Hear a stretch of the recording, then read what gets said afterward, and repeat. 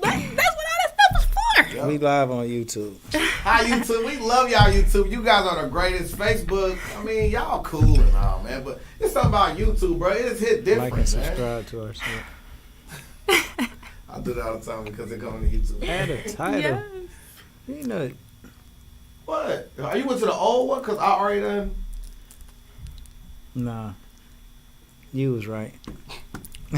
Smith, give me my point. Right. We started now. Give me my point already, Smith. I want my point before we even get started. He said, I want my point. I want it before we even get started. I want to come in the game already. You feel me? I hit my very first. Every time I come in the press room, you in the press room. Working on our Stars Hottronic heat press. Using all the vinyl. Making all the picture tees. I like vinyl. I'm about to just load these boxes up on your way. Man, you gotta be a crazy little brother to get fired on your day off. What you get caught stealing boxes for? Man, I didn't get caught stealing no boxes. He said he caught me though. You get our rent paid. Why don't you go in there and ask the girls real fast to see if they help us pay our rent? That don't sound like a bad plan at all. What's up, Pops? What's up, Smokey? I'm trying to set up a meeting with the girls, man. Okay. Y'all wanna help me and Craig pay our rent? Craig still owe me money from the last time he got me. He gotta learn a lesson. He shouldn't be stealing. Go ask him to tell that girl from last night to give him some money. What they say? They said it's slow for real. I'm about to just ask boss when we get our job that night. Of course you can. Yeah. And, Y'all actually won an award, the Boss Mag 2009 Ohio Hip Hop Award. Y'all won for that media outlet thing. Man, I don't even know. Yeah. Like y'all won. He didn't even know he won. What you say? What was it? You won the Boss Magazine 2009 Ohio Hip Hop Award. Congratulations. That's legendary. Hold on. Now I go. Give me my point when we can start. What's good, Josh? Your boy Peanut, a.k.a. Dash Resource. I got my man Stacking, Smedro, the Commando. What's going on, everybody, man? Welcome to the Legendary People Podcast. Yeah. Sponsored by t-shirtkings247.com. Yes, sir. Man, let's get it going, man. Look, you guys, if y'all watching on Facebook, please go to our YouTube channel. Yes. And like, subscribe, ring the bell notification, and then just like our video on YouTube, man. We in this monetization. We getting monetized, man. That means we can get paid from y'all just watching our shit, man. And the next thing you know, I'll be having a bigger TV in the back and all kind of shit around here, man. So like, subscribe, ring the bell notification, man. Guys, we want to start off every show by saying what's up to our sponsors. Go to Shiekhs for breakfast, Agnes All Natural Grill for lunch. If you're ever injured, call attorney Michael Wright, 937-222-7477. Make the right choice. When you want to relax and unwind, do it with Kiara Wine. You can contact Big Cunningham, Antoine Cunningham on Facebook, or go to More for Less and get that there. TheShopArea.com is like the baby Amazon. Yep. Delivery is always free from the store to your door in 4 business days. TheShopArea.com if you want to buy something online. We're at T-Shirt Kings, Gold for Your Mouth, and Camera Kings Studio. You want to take some pictures, come to Camera Kings. If you want some shirts, man, right now I got the best deal ever. You get 50 shirts for $250. That is $5 per shirt. So if you want to start a clothing line, if you ever thought of a cool slogan that should be on a shirt, I am giving you the opportunity to do that. This is what you've been waiting for. Everybody think t-shirts should be $5. Well, I am actually bringing that vision into focus for you. T-shirts for $5 at T-Shirt Kings, but you got to buy 50, and I'm putting you on with a pack. So, therefore, I am the plug. The T-shirt plug, the T-Shirt King. I'm the one and the same, man. All right. Sell stocks, not dope, every Sunday on the Dash Resource channel on YouTube. Yes. My bro Peanut Johnson tells you how to get a big old bag from selling stocks. And he does an excellent job at breaking it down, simplifying it for you, and makes you believe and know that you can actually be an investor in stocks. So make sure that you check out what he has going on every Sunday on the Dash Resource channel on YouTube. All right, and we got a great guest today. So without further ado, Peanut Johnson, over to you. Bro, you bodied that, man. I appreciate that. I mean, look at this show, like, you know what I mean? You're doing a good job, man. I'm proud of you, man. But listen, man, make sure you guys go check out Dash Resource. Just hit your Googles, man. Do your Googles, man. shirts. We gotta get shirts made. Do Yeah. your Googles, man. Just type in Dash Resource. Everything pops up. My book is free on Amazon, man. Literally 5 steps to get you started in the stock market. But we're not here to talk about me, right? We talk about legendary people, legendary guests, legendary stories. That's what we do here, man. This person that I'm about to bring to y'all is somebody that is a legendary hustler, man. I'm talking about, name your top 5 hustlers. You know what I'm saying? You got to put her in one of them top 5 at this point. You know what I'm saying? But that hunger to really get there comes from a real place. You know what I'm saying? And this is a legendary story that led to her legendary journey. So without further ado, I present to you guys Jacqueline Chyi'S. How are you? Good. How are you? Doing good. It's actually Chai. Chai? Yeah, it's Chai. My bad. It's Chai like the tea, you know? Okay. Chai, you feel me? Get it like a China doll, man. You feel me? Actually, China doll does come. That's where it came from. I used to dance a little bit, you know. It's coming on my side a little bit. Okay. Yes. Smack. You get 2 points. Yes, sir. Thank you, man. Yeah, so Yes, you know, man. you gotta Yeah, learn China to not be doll ashamed of your past. You gotta learn to own it, because if you don't own it, somebody else is, and they're Yeah. gonna use it against you. Wow. So we're about to get to this legendary interview. Without further ado, we normally go into the origins, right? We're going to do it differently this time. We're going to go back at birth. Okay. doubt. Okay. So let's start at birth, because your story starts off legendary. Before we ask what block did you grow up on, what happened at birth? So, I was born December 5th, 1993, and my mom went into labor, and she went to try to push me out, and I would not fit through her birth canal. So me getting stuck in her birth canal, I was being suffocated. So I turned blue, and I was dead. Dead. Dead. And so they had to push me back up in there, and do an emergency C-section on my mother. And so, like, yeah, it was probably just, it was traumatic for everybody around. Like, my dad was there. My dad told me how he cried. Like, he was so, like, because my dad had kids before me, and he had never experienced anything like that. So it was just, like, crazy for him. So I was cool, though. Like, they resuscitated me and put me in an incubator for about 2 months, and maybe longer. And, you know, I came out like this. I came out like this. So, Wow. yeah. Wow. So, man, I hate to draw a parallel, man. Like, from our very last interview, right? Because we talked about how life is precious. Life is important. People who like, abort kids. This, to me, I want to draw that parallel there. Yeah. How, just, we want a legendary time machine to go to where you are now, back to where you are. We're going to go through the journey. But how do you feel about? I feel like that, me knowing that, like, the moment that I knew that, and I was so young when I learned it, I knew that God put me here for a reason. I knew that it was not a mistake, because I died that day, but before, my mom didn't find out she was pregnant with me till she was 4 months pregnant. And so, and when she did find out, like a month or two after that, her water started to leak. And so my mom had to kind of be forced to stay pregnant. And so at 7 months, I was born. I don't know if I said that in the beginning, but I was born at 7 months. I was 3 pounds. I was 3 pounds. Oh my God. Look at me now. I was 3 pounds. Oh my God. So yeah, like, I really feel like the enemy been trying to take me out for a long time, because he don't want me to do what I'm supposed to do out here. Wow. So look, we gotta let the devil win. We get this question. Smedge, you got a question? Yeah, so like, before any of us are born, right? We establish these things called soul contracts, Yes. man, right?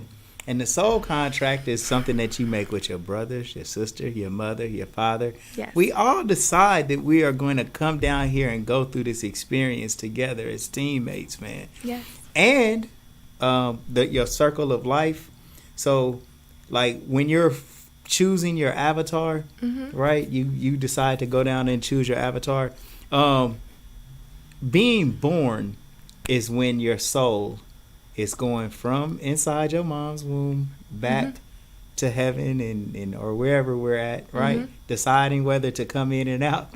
So, like, right at the last moment, you got a little bit of stage fright. Yeah. Wow. I was scared. She got a little stage fright to say, you know what? I don't know if I want to go through with this thing And or that fits not. your personality. Yeah. I don't know if I want to go through with this I'm thing gonna or go not. through with it though every time. And then She said, "All right, let's do it." Yeah. Oh my God. Went That's back. me. That is me. I never. That's Wow. Well, you decided at the last moment divine perspective. to say, Wow. "Hey, let me go ahead and do this," because you could have left. It was your choice to go back into your avatar She got cold feet for a and second. be available. Have your soul ready and be available for Oh my God. the C-section that was Yes. performed on your mom. You had the Wow. choice to get back in there or not, and you chose. That's Wow. crazy. Yeah, You know what? That makes so much sense, though. it's true. As crazy as Wow. it sounds, it makes so much sense because, like he said, that's my personality. Yeah. That's wild. So okay, so later on, after this legendary start to your life, where did you grow up at? So I grew up in multiple places, but I started off life in Dayton. I was born at Good Samaritan Hospital. And then like we moved to Trotwood and we moved to Heber Heights. So I grew up mostly in Heber Heights from, like my elementary school years and stuff like that. I went to Monticello, went to Menlo Park. So if anybody sees me from here, I don't know y'all no more, but I would like to connect. Word. Shout out to the mom. Yes. You know what I mean? So yeah, like I went to Catholic school. I went to St. Peter's Catholic Church school or whatever in Heber Heights, and then my mom lost her job, and from there, like my life kind of really let's just say it wasn't just a job loss. My mom had a nervous breakdown, and then she lost her job. So wait, is this something that you said like just from your own perspective? Did you see your mom have Oh it? no, like it was Or was like she clinically? Clinically, she's diagnosed with mental. What were signs that you saw that validate the clinical term? I would say that I have trouble remembering like those parts of my life, but I can say that I know my mom was more loving, and more like caring because I have some like subliminal memory of it. But I do know that there were instances where I think I was like 9 years old and my mom had an abusive history with my dad, but she was having a like psychosis, right? So she What thought do you mean by that though? Like give me an example, just to back up what you're saying. like my dad was abusive towards my mom. Like I have memories of him doing things to her, like just abusive things. Like he when I was I hate to talk about it because me and my dad have a really good relationship now, and Shout I to just Pops, but yeah. But I mean, it's your story. as Yeah, well. like I mean, he would he hid in her car one time, and It's so. yeah. Look, It's your pops did stuff that in the past, like, man, this is not to defend your pops, but I Yeah. do want to release a little bit of the stress. Yeah. Okay. Yeah. But in the day, well, you was born in what, 93? 93. Mm-hmm. Well, that was a little bit past the day, so pops was lit. Yeah, my dad. No, I'm not gonna lie to you. Like my dad. But the one thing I You can't. about to say like in the 80s? Yeah, the yeah. 70s. Now, the No, 70s. no. Like, my head was like, But you have to also realize that even though I was born in 93, the examples he had before him were those years. You know what I'm Right, saying? and you got to think, like, That's a good point. for example, laws about domestic violence really changed in America yeah. after O.J. Simpson. Yeah. yeah. And so I'm saying that to say that there would be domestic abuse calls happening a lot, and the police would just let people just work it out. You know what I mean? Yeah, they still do that now. They do, but they take Literally. like, now it's damn near like Yeah. somebody got to go to jail almost. Yeah.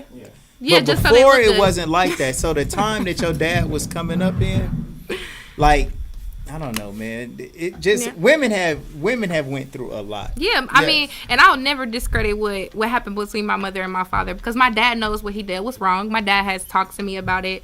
I have a lot of respect for my dad because he has talked to me about it, not so much in detail as like my family has, Right. but my dad has like literally said, I wish I wouldn't have did that. You know what I Right. mean? Like I really do. And my dad has made every attempt from the time I was 18 To make it right. to make it right. Like Right. literally, when I say nobody was at my graduation but my grandma and my uncle, and my dad drove from Ohio to Pensacola.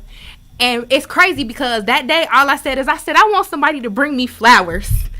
And my daddy showed up unexpectedly with some flowers, y'all. Oh. He drove That's hard. literally, and if I wouldn't like, Shout out to Papa Love, man. yes, oh my God, it was like a movie because I went my whole life without him for real, and he just showed up and brought me flowers, and we didn't have a lot of money, so I wasn't going to be able to participate in like our senior night. My dad paid for me to be able to participate in senior night. That was lit, y'all. It was so lit, but it was just really like, it was really good. And then he bought me a car. What did I do to get here to get the car? I forgot. I flew here, and then I drove the car back. I drove a 1997 Chevy Cavalier from here to Pensacola by myself. Well, I mean, and it made it too. So And it made it. But don't go too far like you go in the store in the damn car. Okay, we gotta go back to where we was at, right? So back when you were saying about your mom having her nervous breakdown. Mm-hmm. What were some of the things that she did? Oh yeah, we were talking about that. So it was like just to get to that part where I feel like it was like a replay of things that had happened in the past. She thought my dad was stalking us. And so she put a wig on. She put a wig on me. She made me lay in the back seat. She put a wig on you. At what age? I was like, I want to say like 7, 8, something like that. Somewhere around that age. Wow. I might have been more so.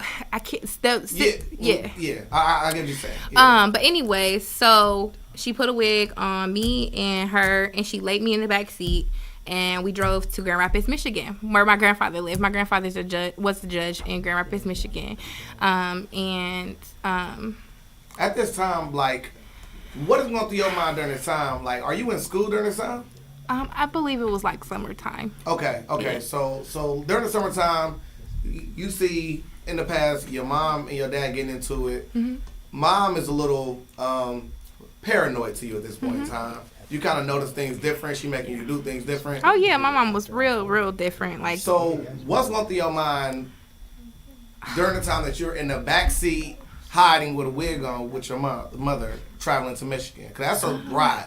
So really, to be honest with you, it was like I was so observant. I knew what was happening. I knew something was wrong with her mental state. I didn't know what that was at the time, like how to articulate it, but I knew it. And so once we got there to my grandpa, my step-grandma, who is a physician, she had a friend who was a psychiatrist and diagnosed my mom with schizophrenia. I remember this. I was very nosy. So I remember all of the conversations that took place and stuff like that, right? Yeah. And from there, my mom started taking medicine. She was doing a lot better. Okay. And so we stayed there for a little bit, and no sooner than we got back, she stopped taking it. Nothing's wrong with me. Something's wrong with everybody else type of thing. We got back to where? Got back to Ohio. Okay. We came back to Ohio. I don't know how long we stayed there. I can't really remember that. But we got back to Ohio, and she was like, nothing's wrong with me. They're crazy. I'm not crazy. And I would never sit here and say my mama is crazy. My mama is a great person. She just does not know how to cope. You know what I mean? And so, yeah, from there, my life just kind of went in different directions. So, your dad was in the military? No. Okay. My dad was here in Dayton. Okay. What did he do for? My dad was a singer. Okay, a singer. Yeah, okay. My dad was a singer. Anybody notable? Yeah, like I don't. Well, you ain't got to. Yeah. All right. So when you come back here, what school do you go to? I think I was going to the private school. I was going to. No, I wasn't. I think I was going to Monticello or Menlo Park, one of the two. I can't really remember. It's like all of those memories kind of ran together and became a blur. Yeah. What kind of student were you at that school? I was talkative. My mom was not a talker. She was very much like quiet. She didn't speak. She didn't hug. She didn't say I love you. She didn't do none of that stuff. So I was at school trying to get that love from everybody else, trying to get that conversation from everybody else. Okay, so like you got siblings, right? I'm my only child. Okay. So I have siblings that my dad has. Okay, so when you got in trouble in school, you just came home to mom. How did mom discipline you? She was very harsh. Okay. I wasn't allowed to get a C. I wasn't allowed to do anything. Like, literally, if somebody was being mean to me or my mom told me this one time, she said, if somebody hits you, you don't hit them back. You go tell the teacher. And, like, I got picked on for that because I couldn't defend myself. I didn't know. Wow. I thought it was wrong, and then it also made me fearful of my own power. So that makes me want to draw this parallel. Have you seen the footage or have you heard about the opponent's fight with the teacher? No, I haven't. I really. Okay, so just to fill you in. So just last week, what's it, Smith? Mm-hmm.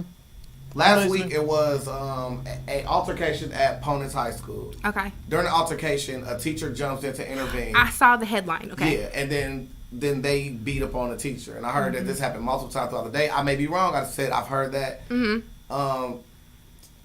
How do you feel your mom would have felt if that were you involved in that? Oh, she would have felt like I ruined her whole life. Like, she would have been like, we're perfect. We don't do that. You don't do stuff like that. You need to be like everybody else. Right. That's how I was raised, to be a people pleaser. Right, okay. So, who are some of your early childhood friends? And Smith say you got to shout it out like you calling the radio station back in the 90s. Okay, back in the 90s, like you calling, you feel me? And what's my homie name on the radio station? Party Man. And Party Man answer the phone. That's a legend we gotta get on here. If you know Party Man, Party Man did called into the show one time when Darnay was hosting the show here, and did a Party Man drop on the legendary people. I mean, Party Man, we got to interview. So, well, look. No, you good. Now, some of that spirit of you talking to Party Man. Look, your Party Man is only going to come on our show if you do a really proper shout out. Like you got to shout out your early childhood friends, and maybe Party Man to come outside. Okay, so I didn't have very many friends, but I can tell you I had one friend, and her name was Asia Williams. And she was the best friend that I could ever have. We lived right next door to each other. We were like this, okay? We were like this. What kind of stuff did y'all get into? We were just like trying to be outside, trying to be seen by boys. That's what we were into. Wait. When y'all one of them girls that was like walking down the street all the time, we was like, y'all keep walking fast. Yeah, I was stuffing tissue paper in my bra to make it look like I had boobies. I was that girl. Hey, let me ask a question. I got a good question about this. Yes, I was. So listen, like, let's go. What actually happens when the rubber meets the road and you stuff tissue paper in your shirt? I'm gonna tell you and you finally get with a guy. Wow, like you get the attention you're looking for. The guy of your dreams notices you, and y'all get a chance to go to your house, and you got tissue paper. I don't know. So listen. And he goes, and he's going for second base. So to be honest with you, with you, like I was like doing that like when I was like 9. So like, what? I was. Wait a minute. Yeah, I was. Wait. I was stuffing my bra at 9 because that's what I thought I was supposed to be doing. I was watching too much TV. I gotta ask you, man. Before we get to the rubber meet the road. I don't want the rubber to meet the road when she's 9. No. So that's why I had to. Who's the first person to call you out? Like it had to be a friend. Like, girl, take that out your bra. Like nobody knew. No auntie done seen you. Oh yeah, my aunts and my uncles told me that I didn't need to do stuff like that. But they caught you doing it. But not at 9. They didn't catch you. They didn't catch me, but they told me like, I didn't need to like try to make myself look a certain way. You know what I mean? And I think a lot of that was driven by I was going through things. I was being molested. Like, you know what I'm saying? Like I was going through a lot of things at that time. So I think some people they refrained from those type of things, but I think it made me feel like that was like love. And well, I have a friend who's dealing with that. You know what I'm saying? I love this person dearly. They're actually going through the process of prosecuting somebody who did it to them in the past. You know what I mean? And to me, you will see somebody that's either completely shuts all the way down to where they'll even go to as far as I don't want another man to touch me again. Or you have the ones that, you know what I mean? I don't mean to say the ones in No, you're good. I was like in the middle. Yeah. I was like in the middle. Where like they'll be overly into sex. But I wasn't overly. I was a tease at it. So like I was overly into it, but I was like, nah. I was scared still. Right. You get what I'm saying? So what it did was it pushed me towards girls. I was scared of the guy stuff. So I did the girl stuff. You get what I'm saying? Was this a person that like was like in your family or? I'm sorry to hear that. Yeah, it's okay. Listen, I've come to terms with it. I believe that everything happens for a reason, and I believe that whatever caused that person to do that, because I mean, multiple people have done that to me growing up, but I feel like whatever caused those people to partake in those activities with me, I feel like they had something going on too, and I just need to be, I just need to understand that it was just it could have possibly been just as hurtful to them as it was to me. But you know what I mean? To a certain point. I understand what you're saying, but that is actually what they use as a psychological advantage point on you, is to make you feel like you had something. You had something to do with it, No, wait, or that they want you to feel like they're hurting also. And it's not your it's really not your baggage to carry. It's something that someone else did to you, and then you really shouldn't. Marnisha Dixon just checked in and said you are her boo. Yeah, you're right. It's really not like your shame to bear, and I don't empathize with any of them. I don't care if you were molested at some point in your life.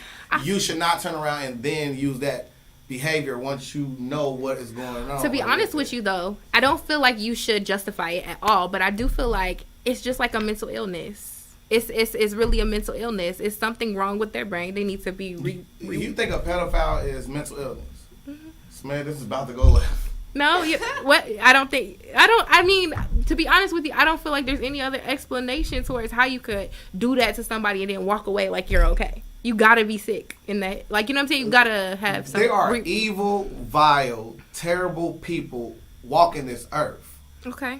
That is not a mental illness. There are terrible people walking this earth. Okay. Like I do believe that. I do believe that that it is a terrible act, right? I do believe that they are. You don't think the act is attached to the person? Maybe that's my problem with duality. Like, I feel like sometimes people do things impulsively without really wanting to do it. You get what I'm trying to say? But that's hearsay. You know what I mean? I'm not a psychologist. I'm sorry, I'm gonna combat that. You have every. That is my you have every right to. All right? the fans who literally watch this show seen when Smed takes his soapbox pulled out, like in that adoption. I do not pull soap. Like, I do not play that rape shit. Like, no. Excuse my language. Like, yeah. I feel like those are the most terrible people on this planet. Like, I rather like. I feel it. Listen, it get me fired up on the low. Yeah, I feel like, at the end of the day, and maybe that's also because it's been done to me so much. You know what I mean? So maybe that's something that I still need to work towards, my viewpoint towards it. But I also don't believe in retaliation of hate either. Right. Regardless of. Let me ask you this. Like, I think the most shocking thing that you continue to say is, this was done to me so much. Mm-hmm. You said it a couple of times, and then you said that it had been done to you by multiple people. What was going on, baby? Like, nobody was there. That's what was going on. Like, my mom worked 3 jobs, and from family members to neighbors, Wow. And so, it. And I hate to do this, like, so. Nah. It's okay. Hold on. Let's take a quick break, real quick. I want you to get a chance to, you know what I'm saying, just get yourself together, and then we gonna come back and we'll tap in with these questions. Every time I come in the press room, you in the press room. Working on our Stars Hot Tronic heat press. Using all the vinyl. Making all the picture tees. I like vinyl. I'm about to just load these boxes up on that show.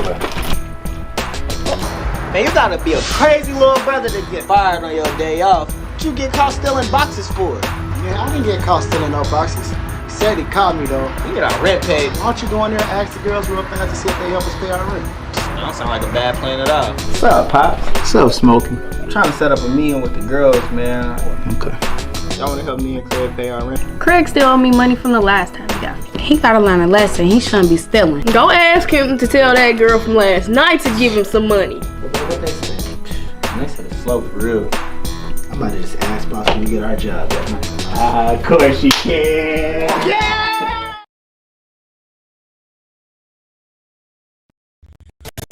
What's up? I wanted to announce today that we do have a brand new film studio and video studio inside T-Shirt Kings, photography. So if you want to, or anything like that, we're having a special 30-minute shoot. As many pictures as you take, we just email them all to you. You don't have to worry about prints. You get your pictures back before you leave. And so everything that you've always imagined that a photo shoot or that video production should be, we're bringing it to you. That's a good man. All right, there, you guys, man, we are back, man. Yeah. And you know, man, Chyi'S husband has actually called the phone, man, and he wanted to tell her that she was doing a great job and that he was here to support. Yes. And man, bro, much love to you, bro. Much I don't love. even know you, but man, my respect level for you, man, has went through the roof, bro. Yes. Man, you are literally my bro. You might even be able to get a free T-shirt. Hold on, get that T-shirt. Hold on, get that T-shirt. I ain't gonna even lie. Wait. And we're going to gift y'all with 2 free tickets to the her event. Here you go. Thank you. Shout out to the her event, you know what I'm saying? Yeah, hold on, Peanut. Let me put it on you, King. Go ahead, Peanut. You Shout out got to it. the her event, you know what I'm saying? It's an event hosted by me, man. It's going to be Valentine's Day weekend, February 12th, man. Y'all come out. It's an all-female show. I definitely had to bless them with that. I didn't even tell nobody I was going to do this, but it felt it in my spirit I had to. I got to meet this king, bro. I'm going to bring him on stage and salute him, man. Shout out to him. Shout out to her. You know what I'm saying? Legendary promo going on right now for the her event, February 12th, man. Get your tickets, man, right now. Hit me up if you need a ticket. You know what I mean? It's lit, man. But yeah, I had to get them with that, man. It's love. All right, so getting back to where we were at, something that has becoming more and more increasingly frustrating for me is seeing how many sisters have experienced molestation, rape, and just devastation and just heartbreak, man, whether it's going through foster care or it's just the molestation is so rampant. And the messed up part about it is, like, bro, I didn't even know that this stuff was like going on so commonly. Yeah, like man, like there's a term where they say everybody know a woman who's been raped, but nobody knows a rapist. Right, right, and I mean, by you saying that, I'm like, damn, that's tough because they don't look like the rapists. men. Well, the men aren't making themselves seen, man. You know what I mean? Yeah. But it's probably way more common than what we know. Actually, yeah. But when a situation like this is happening, like, number one, how does the predator approach a young girl like that in order to make something like this happen? They befriend her. They like kind of, it depends like the age and stuff like that, but they kind of like they notice they know what you need. Like, they know that you need attention. They know that you need affection. They know that you are lacking clothes or shoes or whatever the heck it is. They know that you a little kid that doesn't have much adult activity in their life or whatever, whatever. Or, you know, and so they just, a lot of them, if they're old enough, they shower you with gifts and they make you feel special and stuff like that. And then now you're in a position where you feel comfortable. You know, you're spending time with this person consistently. You feel comfortable with them. You don't even see that stuff coming. You know what I'm saying? It just kind of random. It just kind of happens. And then when it does, it's like, especially if you don't have anybody that's going to defend you, you're not, or especially if it's in your family, you're not going to cause that chaos. You're going to feel like you're the problem. You're going to feel like if I say something, they're going to hate me and they're going to hate them, or vice versa. And I don't want to turn my family against this person, even though this person hurt me. But really, that's because a lot of children aren't being taught their value. Right. They're not being taught I never felt valuable. Do they as a threaten child you either. after they do stuff like this? Do they say if you tell anybody, I'm gonna hurt you, or I'll hurt somebody in your family, or? To be honest with you, I didn't experience that type of verbiage until I was with my son's dad, like as older, like when I was, in the previous situations, there was no threatening. It was just unspoken. So, like, this led into your elder years as well of being. Yes, because abused. because once something happens to you so much, or by different individuals, there becomes some sort of normalcy to it. You know what I mean? You know it's wrong, but you don't know how to stop it. You don't know what to do to make it not a part of you. So then you become like a product of that, if you get what I'm saying. So even in my consensual sexual agreements, it was never technically consensual. I always said no and still let them do it. You get what I'm saying? I always pushed them off and still let them do it because that was my normalcy of how I viewed sex. So I have trauma. I have trauma vaginally, like I have vaginitis. So my vagina stays like this all the time unless I'm put in a comfortable position because of being afraid of that. It's mentally connected. And so I've had to go to physical therapy. I didn't find out what it was. Cause people always be like, you're just so tight. Da, da, da, da. And I'm not trying to get too much into detail. But like, I didn't find my husband laughing. but I didn't find out what it was until I had my second baby. And when I had my second baby, I went to physical therapy because sex always hurt for me my whole life. And so, but I always thought it was normal. And so when I realized that it wasn't, I went and did something about it, and I was in physical therapy, but COVID came and I stopped physical therapy. So your first child, was that a boy or a girl? A boy. Okay. How did that feel? Because like we talked off camera about how you know like you having to go through that stage of going through incubation and things of that nature where you weren't having that personal like contact with your mom. What was it like when you had your very first child? Oh my gosh, like having my first child, like that was everything to me. Like I always wanted that unconditional love that I knew come from a child, because I know how I feel about my mom. No matter how hard she beat my ass, no matter how mean she was to me, no matter what she did, I just wanted her to love me and you know what I mean? Like I knew what that would feel like to a certain point, because I never had a child before, but I just craved that love for my child and also the opportunity to have a new a fresh start. A fresh start with someone who I could show the love that I never received, the life that I never had. And so that fueled me like tremendously. And it also fueled his dad. Like his dad, was not the most refined person, but he also wanted the same things as me. Right. Because we both had messed up childhoods. We both went through a lot. He lost his parents when he was a kid, and so it was just both parents, not just one. And so it shapes you differently. And so we did everything, like we were textbook parents. Like we read our books and we were trying to make sure we were doing everything right and just love on him. I breastfed him. Like I made a whole birth plan and then people didn't follow it. But like I was extra, as they say. Right. Oh yeah. So we can let your husband go, Hey, and then babe, I'll that call way you he can listen to the show. Okay. Love you. Shout out to the king, man. Like, man, bro, that is so super dope. You know what I mean? Like, you want to be young boys out there. Take notes, man. Take notes. You want to be that like keyed in, bro. Like, it didn't take long. The moment one tear accumulated, man, that phone was ringing, man. Like, shout out to the king, man. But so like back into the story. I know that makes him mad. It does. Absolutely.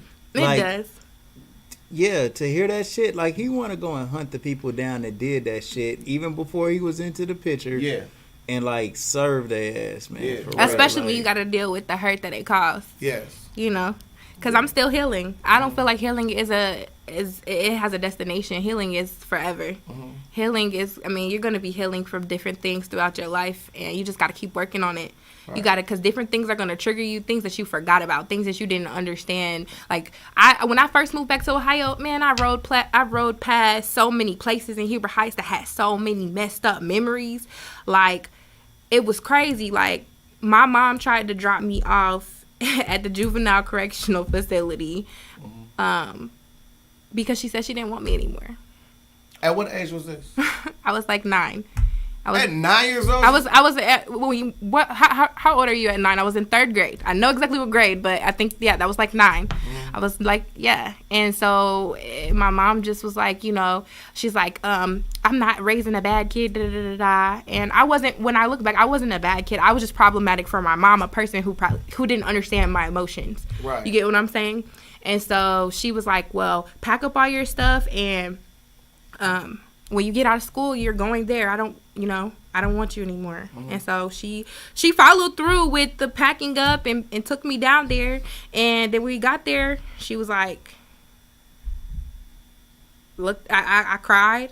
She looked at me. She didn't say nothing. She looked at me, and she just started driving home.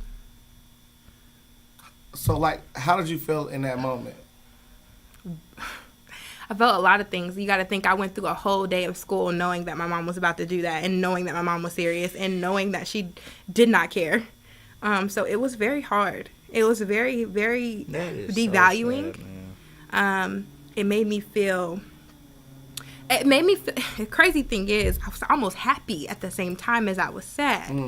Because I was like, okay, I get a new opportunity. Somebody else is going to take care of me and love me. Maybe. That was kind of what went through my head. But then also I was like, I just want her to. I just want her to love me. Because I grew up thinking she hated me. Right. Now I know my mom doesn't hate me. She just doesn't know how to show it. But I did. I grew up thinking she hated me. And so that hate, that thought that she hated me continued. So, like, what happened after she dropped you off there?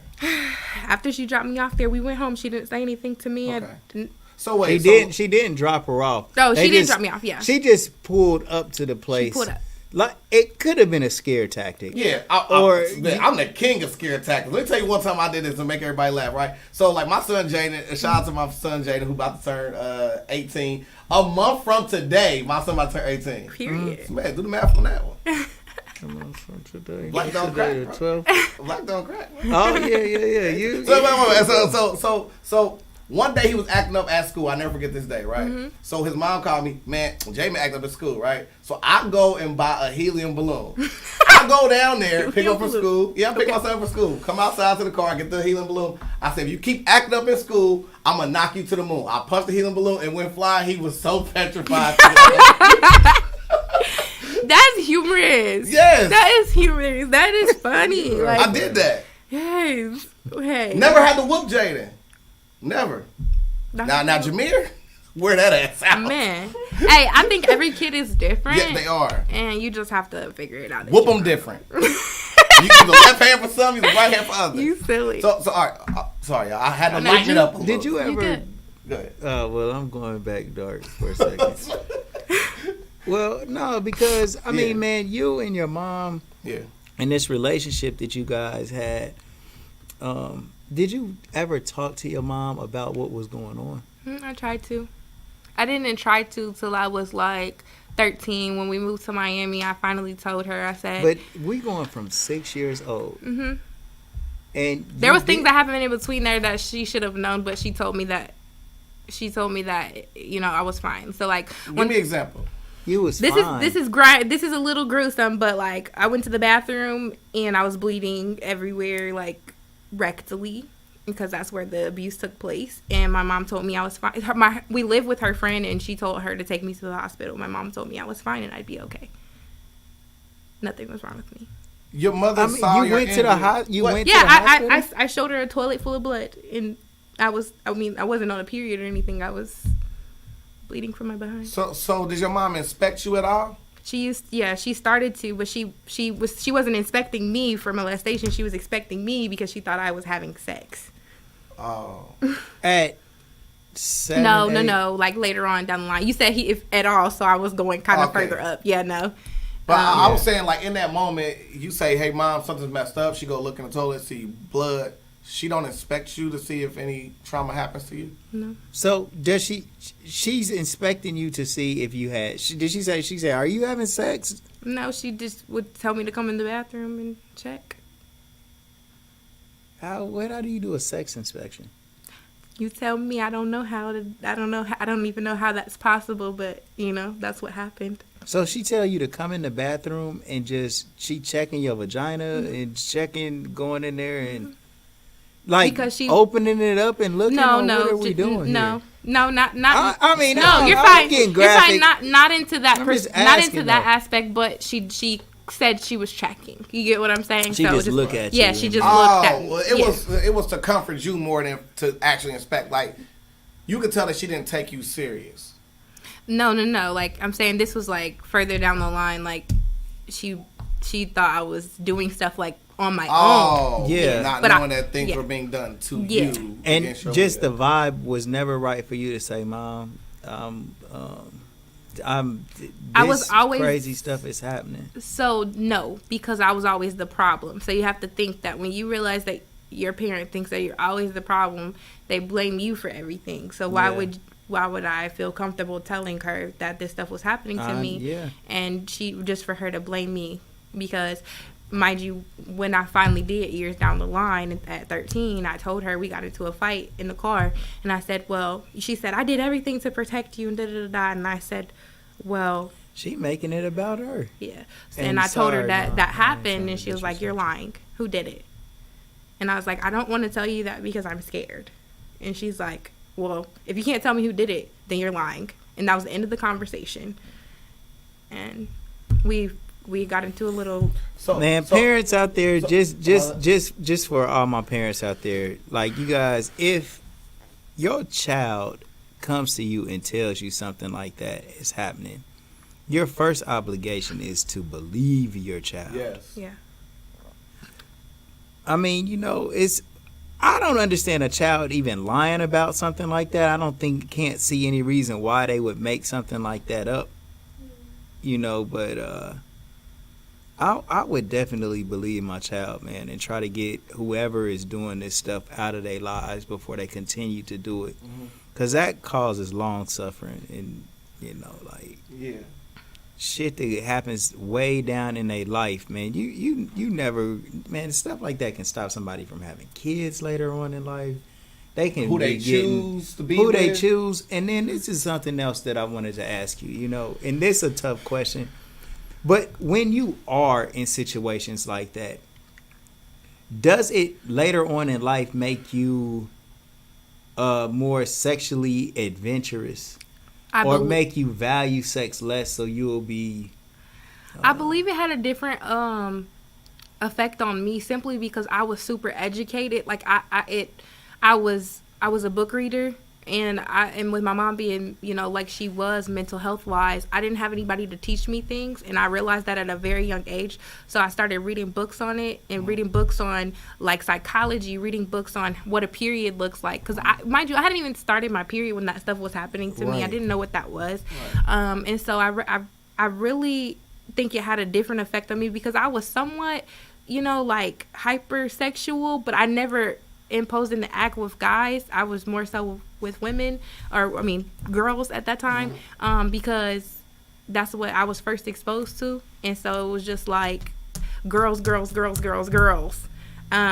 And so for me, yes, I was hypersexual when it came to females, like, but like males, I think I was scared of that because I knew too much about it. I knew you could have a baby. I knew, you know what I'm saying? I knew there was consequences associated with it, and so that's kind of probably what kept me from being out there. I want to add here. So, what is something that you would say to parents out there that hear that type of claim from their children, and you get a chance to be the whisper in their ear? What is something you would want to tell a parent that doesn't believe their child first? I would say that you need to take yourself out of it. This has nothing to do with you as a parent, how well or not well you're doing, because you can be the greatest parent in the world and things can happen to your child because it doesn't take much. I would say that before you make the decision not to believe them, pay attention to what they're doing and how they're behaving, because a lot of times when you're abused, you show it. You show it in the way you do. You show it with the stuff in your bra. You get what I'm saying? Like, some of that stuff is directly related to being sexually abused when you're acting more either guarded or you're being overly open, or like you said, you're being super duper guarded. You don't want nobody to touch you, stuff like that. Me, I have this up and down with me, so I go through both. I go through, because I'm bipolar, as they say. So I go through both. Like, and when I used to be, after I was diagnosed, I realized what it was. I would be manic and I'd be super hypersexual. Like, I'd like be really like, and then when I'd be in the depressive mode, I would be guarded. Like, don't touch me. Right. But that, I think that is directly related to what I've gone through too. You know what I mean? So really both. Like, if you see a drastic change in your child, pay attention to it, because they're going to tell you without telling you. And honestly, before that even happens, you need to create a space where your child feels comfortable telling you anything. They need to feel comfortable telling you that the sky is purple and it's really not, because at the end of the day, you're the one that needs to be able to talk them through that. You know what I mean? Because you should be the first person that they come to for anything. Wow. My son gonna tell me whatever, that's because I created that environment for him. It's just, that's really what it is, creating that environment that they feel okay to talk to you. And even if you have created that environment and they don't, they are going to. Right. You know what I mean? Yeah. So now we're venturing into high school. During that time, are you still going through like abuse? No. Okay. No, actually. Thank God. So crazy thing is, I was 12 years old when I left here, Ohio, and I moved to Miami, Florida. Moved to Miami, Florida. My mom, she was moving with this guy, and that didn't work out. And so we didn't have anywhere to live. So we lived in a hotel, and I started going to school in Miami, and I was in school with some Haitians, crazy people, girl. I mean, look, I said, girl. Yeah, it was. I have a female energy and a male energy inside me. It's all good. Hey, but yeah, so I started going to it was a school called Edison. It's crazy because I went to Edison here before I went to Edison there. That's a bar. Yeah, so I did. I actually did. Edison was my first culture shock. Give me an example of the very first thing you saw that was a culture shock to you. They were just very rough. Very rough. Give me an example. I don't know how to explain it. No, give me an example of something you saw that was absurd to you at that stage of your life. Like, you seen it was like, what are y'all doing and why are y'all doing it? That story right there. The one you just looked at right there. That story. I feel like it wasn't what they were doing just outside of me. It was what they were doing to me. Give me an example. Like, I walked into school and I was immediately a problem because I was light skinned and pretty, and so people was mean to me. So I wanted to ask you about the whole colorism thing, and I think it's a good segue. Do you believe in colorism? What is colorism to you? It's definitely a thing. It's definitely it's definitely something that if you're light skinned, you can resonate with more than likely, because you're being treated like you think you're automatically, it's like you think you're better than us, you da-da-da-da. And granted, I talk very proper, so they was like, you want to be a white girl, and it's not that I want to be a white girl, I don't know any other way to be. So I'm glad that you said that, because a lot of people attach like colorism to, light skinned people being preserved to be, better than other people, when actually, like, if you were in a predominantly dark skinned area, light skin, like, you can be as light as you want to be. It's going to be negative in that term. So what are some of the things that they did to you because you were lighter? Oh, they would try to fight me for no reason. Like, they would try to pick fights with me. They would try to, like they would pick on me and say crazy things. Like, one time I remember this, it wasn't a female, it was a dude. He said I looked like a Chinese pit bull, and that stuck with me for a long time.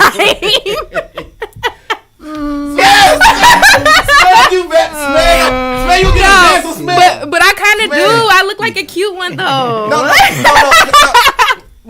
wait. No, I'm just kidding. I have a confession today, right? So the reason I typed in colorism is because with the name like Jacqueline, Chyi, Chyi, like you know what I mean? With you know what I'm saying, you have some, you know what I mean, some exotic features on you. People would presume that maybe you're not completely all black. Yeah. Is your mom and your dad black? Yes, technically. My mom. Okay, so technically. Right. Yeah. So at the end of the day. Technically. Yeah.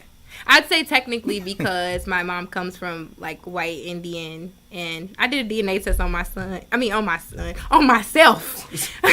Proxy. Yeah. You did yourself. I did it to myself so that because my son came out, his dad is white, and he came out looking completely white. Oh wow! So yeah, he still does to this day. Wait! You're gonna have a baby come with a whole Ben Affleck. Yeah, I did. Shout out to the side of this. Yeah, he was 10 pounds 9 ounces, and he looked like he belonged to somebody else. But yeah, so that prompted me to do a DNA test, and I found out that I'm like over a quarter European, and then the rest of it comes from different origins.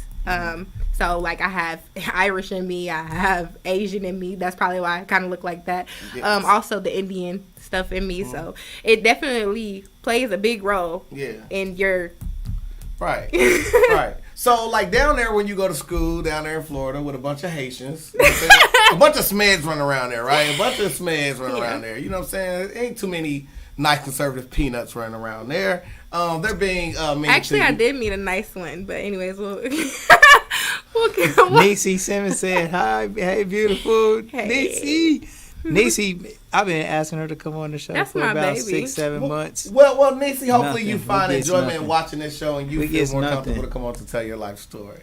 So back to when you were talking about you ran into the Haitians and you did meet one that was nice to you down there. Mm-hmm. You'll speak to that. Yes. Okay. So her name is Lanisha Gully. Okay. And she was like my guardian angel. Like when everybody was trying to be mean to me, that was like my bodyguard. Like she came up with it. Like, no, y'all not gonna be mean to her. I'm gonna beat your ass. Like, and so, I like that energy. Yes. I like her. What's her name again? Lanisha Gully. What's her name?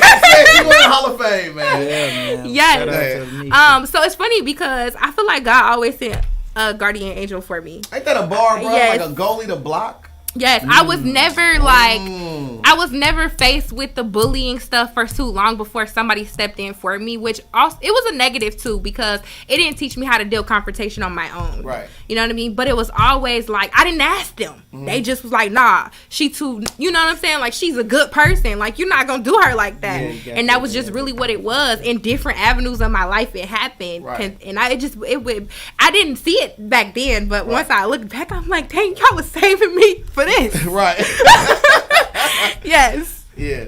Okay. So, what is one good takeaway, one bad takeaway that you could take from your experience being a high school student in Florida? And what high school did you go to? I went to Pine Forest High School, y'all. Okay. Go Eagles. That's my yes. It's in Pensacola. Yes, Pensacola, Florida. Man, how you know that? Her dad brought her flowers to Pensacola. He drove from Dayton. Yeah, it's all good. Hey,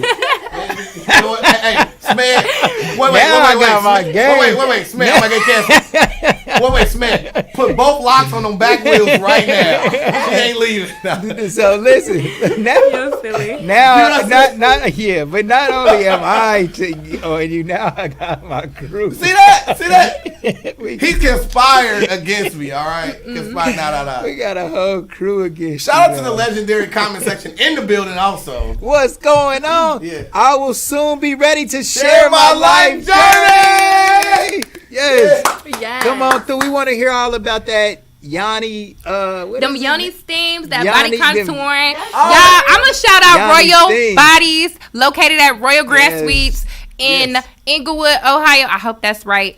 Oh no, it's Clayton. It's Clayton, Ohio. Yeah. Same thing. I don't give them no separation. Is it the same thing? Okay. Yeah. Look, I didn't know. I hope that was okay. Oh, well, of course. What? Shout him out again.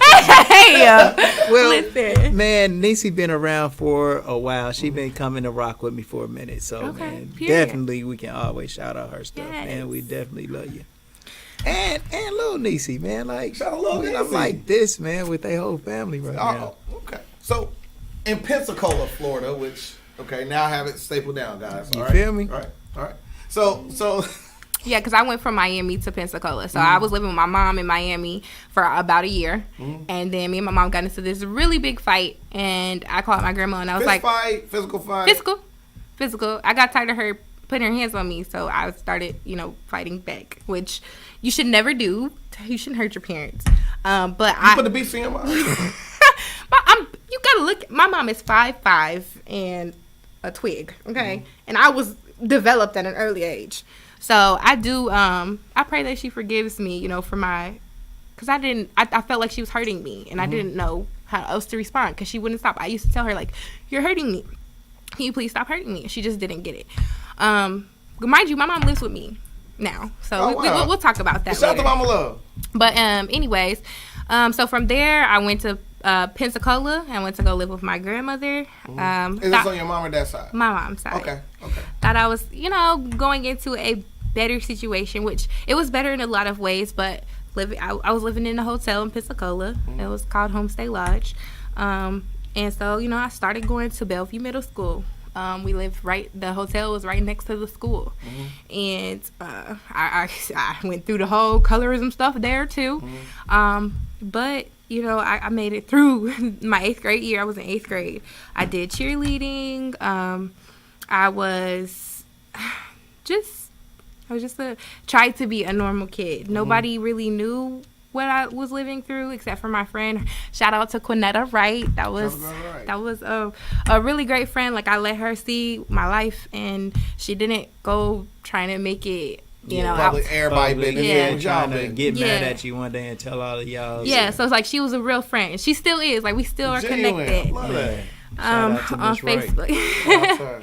Yeah, so then from there, I think we lived there for like 2.5 years. I think we moved like middle of 10th grade, maybe, or going into. You and grandma? It was me, my grandma, and my uncle. Okay. Which was really hard because like I slept in the bed with my grandma, and my uncle slept on the couch, and it wasn't the cleanest environment, but right. I was grateful to be in an environment that wasn't the one I was in before. And you were safe. And I was safe, right? And so from there, I went to high school. I started my 9th grade year in high school, and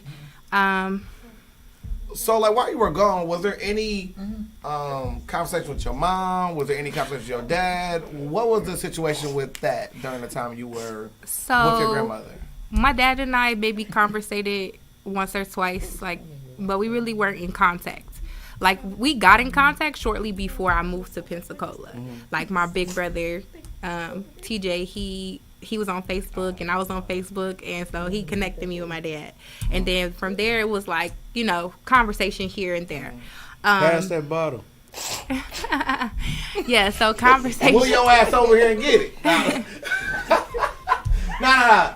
Happy birthday, man. Happy birthday. Happy birthday. Yes, happy birthday. Definitely. Happy birthday, man. Like for real. I'm sorry to interrupt right there because literally, I don't know how this happened. She's the only person here. Her birthday did not fall on the weekend because our birthdays was lit. Yeah. Everybody. And the bad part about it is like, I wanted to go get her all kind of shit today, and it was like, man, I was the only one here to do goals. T couldn't make it because of Marion COVID. And who look out like always? And man, Peanut, man, the real king, man, came through here, man, and made sure that she could peacefully.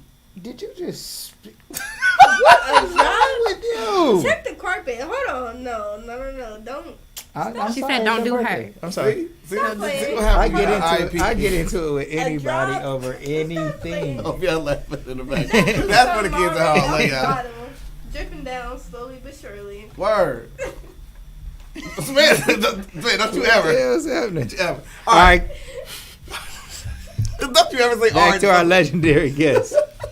Y'all are funny. China doll. I told you it was gonna be a good time. So all right, so now we're at the point to where like, so you didn't have like it was limited interaction with your parents during the time you were. And my mom would call me and say, "You need to come home." But in my mind, I'm like, "You're my mom. You're supposed to make sure I come home. What am I gonna do? How am I gonna get home?" I drove on a bus 16. I mean, I drove.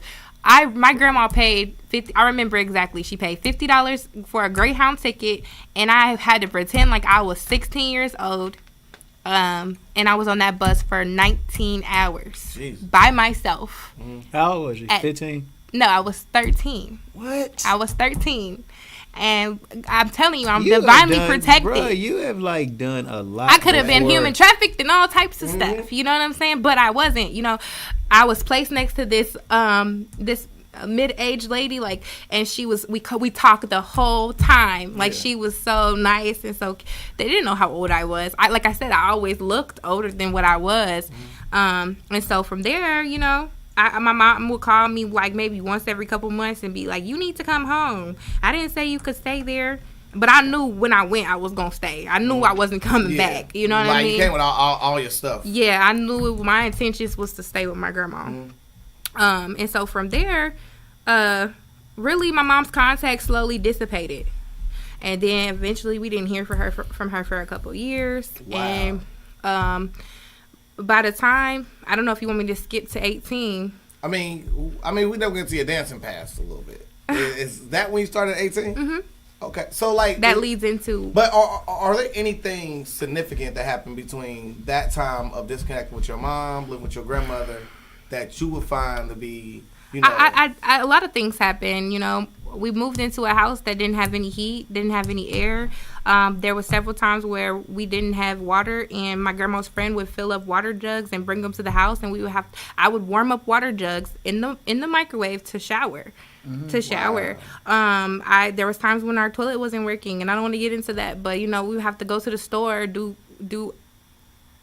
the bathroom. Yeah, different things to use the restroom. And so, you know, it prompted me at a young age to want to take more control over my life and get a job. I got a job at the moment I was able to. Right. And so then that's when I'm like, well, you want to live like this. I'm not living like this. So I start paying like different bills. So before we get there, like, you know, like your vantage point. So like you had friends during this time.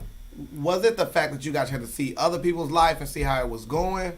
And the reason why you... I spent a lot of times with my friends. Like, I was literally at my friend's house all the time. My best friend, Fantasy Cobb, my best friend, Jessica Brown. Let me say the last names. Brianna Johnson, Anisha Johnson. Yeah. My best friend, Nate Miller. Like, I had friends in high school that literally you would have thought I lived at their house because I never wanted to be home. And their parents... you know, saw that I don't know. The level of neglect or just no, they saw the level of maturity in me. Okay. And so they really kind of started to separate us. My best friend, Fantasy was my. So the parents saw you being a little more mature than their child because, I mean, you've had... Yes. I mean, because, like, they don't know your past. They just see the end result of you being, I've already been through this harsh in my life. I'm different. I'm already elevating. I'm trying to do the third. They see that and they're scared, saying, wait a minute, my daughter's not ready for any of this shit. And they slowly dissipated you out of their child's life. Yes. How did that feel? Or was it just like... It felt like my mom all over again. I'm the problem. And I'll never not be the problem. Because was it any one particular situation where they said you can't come over here anymore, or it was my friend telling me that her mom didn't want me around. Not she didn't want me around. It was that she, and I don't look at it now and like think like, you know, badly towards Miss Kim. Is this high school? Yeah, in high school. Like, I love Miss Kim. Like, I don't. Was a mom and dad in the house or just my friends? Yeah. It was just her mom. Just her mom. Yeah, it was just her mom.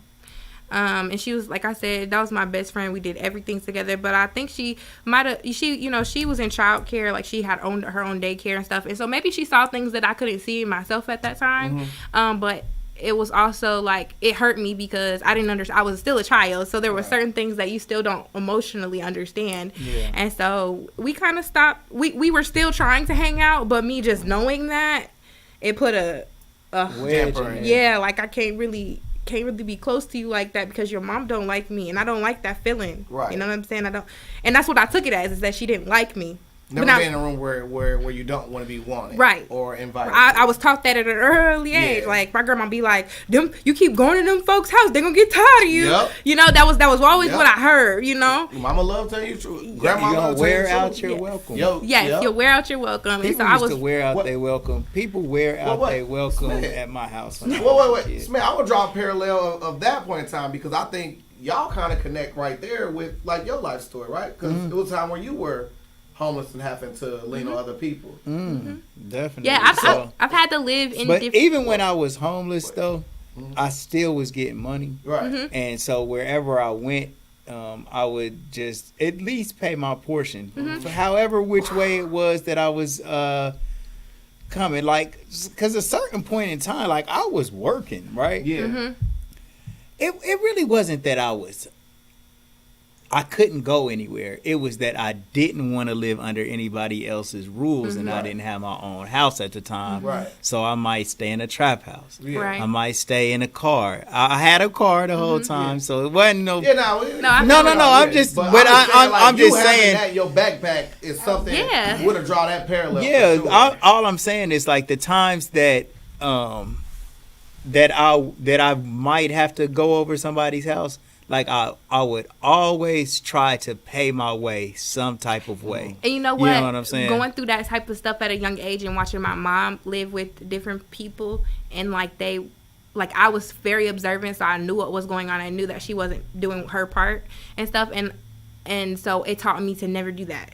If I live with somebody, or if somebody, like, you know what I mean? Like, if somebody's helping me, you make go sure. there and then see the dishes is messy, so you start cleaning the dishes. Yeah, no, so, like, my mom was very good on that, but, like, as far as keeping her commitment to pay stuff, still she struggles with that. But keeping her commitment to pay was never a thing. So it got to a point one time, my great-grandma was like, Jack can stay, but you can't. Wow. You know what I mean? And she wasn't going to leave me with my grandma because, you know what I mean? She probably didn't want to do that. And so she took me with her. And we went to stay with my cousin Speedy and his friend. So I was in the house. That was like my first time living in the house with two men and, you know, my mom. And so, you know, we lived there. And then from there, I'm trying to think. Was it two men like they were together? No. Like, but it was my first time being around because I forgot. Yeah, I've never lived in a house with males ever. Oh. Like I had never lived in a house. My grandma's never lived. And how old was you at this point? I was 12. 12. Yeah. So I never experienced seeing like my mom with a man or anything because my mom never showed me any of that. Ever. Never having a man as the direction of the house. Ever. Wow. How were they? Ever. Were they pretty good? My cousin Speedy, he was cool. Like he used to play with me. He was play fight, you know. Yeah, like you know, it was cool. Like that was I've always been like a people person, so I've always connected with people pretty easily, you know. So it was cool living with my cousin Speedy, and like I learned how to cook in survival mode and stuff like that, you know. Word. So that was pretty dope. It was cool. I can't say nothing bad about it. But from there, that's when we moved to Miami because they had to move out. Right. So back in the legendary time machine that me and Smith is building, you guys can also donate to either, you know what I'm saying, the Capitalist Clothing Cash App or the T-Shirt Kings. So we can build this time machine. So sometimes we can just do an interview inside the metaverse. The metaverse we're working on. Yeah. But but what I'm saying is, so like during this time, like back to fast forward to after you already left Pensacola and you're already back here and you were, you know, like you were not really wearing out your welcome with other people, but like their parents are saying like, well, maybe you're not the particular fit I want around my daughter like that. What happens next after that? Ooh, what happens next? What happens next is Jack finds other friends. Is Jack your alter ego? No. I know I'm referring to myself in third person. Like, no, but I'm gonna say I find other friends. So there's Jacqueline and a Jack. I'm gonna say maybe. I never thought about it like that. Okay. But maybe, you know, I got a couple different sides to me. Okay. So where did Jacqueline take Jack, or where did Jack take Jacqueline? Next in this story. I became friends with a girl named Shanario Johnson, and you know, we was turning up. Let's just say that we started skipping school together. You know, like just really trying to be rebellious out here. Okay. I'm 28. And you've been in college? I'm in college right now. Okay.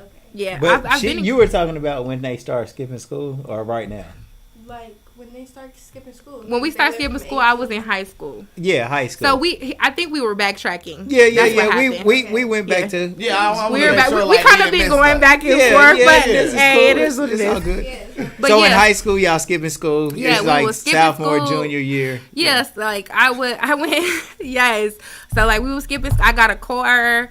I bought myself a car because I was, I was working at a place called Whataburger, and shout out to my manager for loaning me the money to buy my car. She took my paycheck every week after to make sure I paid her back. But like that was love, like you know what I mean. And so she got me. I got the car, and man, it was your first car? First car. How did it feel to have the freedom of your very first car? Because we all know that feeling. Yeah. I can hear it right now. It was too much freedom. It was too damn good. Let's just say that, okay? Man, listen. My car was a 1996 Nissan Maxima, I think. Man, you know, wait, there's 100 memes out there saying that everybody who drives a Nissan Maxima, like, they don't abide by any street laws. They do 100 miles an hour in the school zone. No stop signs. No stop signs. There's never a light over the license plate light. That light always missing. One light in the front missing. And she got eyelashes on the front of her car. And she got eyelashes. Okay, I wanted to put some eyelashes on my car. I ain't gonna lie. See some truth to it, y'all. All right, so how happy were you to have your very first car, and it is a hood staple? I was very happy. My car was a hood staple because I used to have to stick my hand in the middle of the thing to shift gears. It was. Whoa. No, it was a automatic. You had to stick shift a automatic car. Yeah. No. Yes. She's just saying. Yeah, you know what I mean. Take it from park to drive, Yeah. not going first gear to second. Yeah, I literally had to stick my press like a button down there to move it because I don't know what happened. It had came off track or something like that. Nice. It worked. Man, You survived it. I survived You it. survived. So, what was your very first job or hustle that you got into? First, if you talk about no, we ain't going back no more. Right? Okay. So we're gonna stay where we at, right? Okay. Because eventually you end up getting into some things that was, quick dollar holler. You know what I'm saying? Oh, you talking about that? Yeah. So me and my friend Shanario, my friend Shout out to Haley. Scenario, man. That's a dope name right there. Scenario with the scenario. You silly. We graduated. Well, we graduated, and then I got my own apartment. Okay. And when I got my own apartment, I'm all for helping people. So my friends say they need help. We need to make some money. I'm like, okay, bet. We gonna go make some money. We said we was gonna strip. When we got out, we gonna do that. And I talked to my grandma about it. And my grandma was like, that's fine.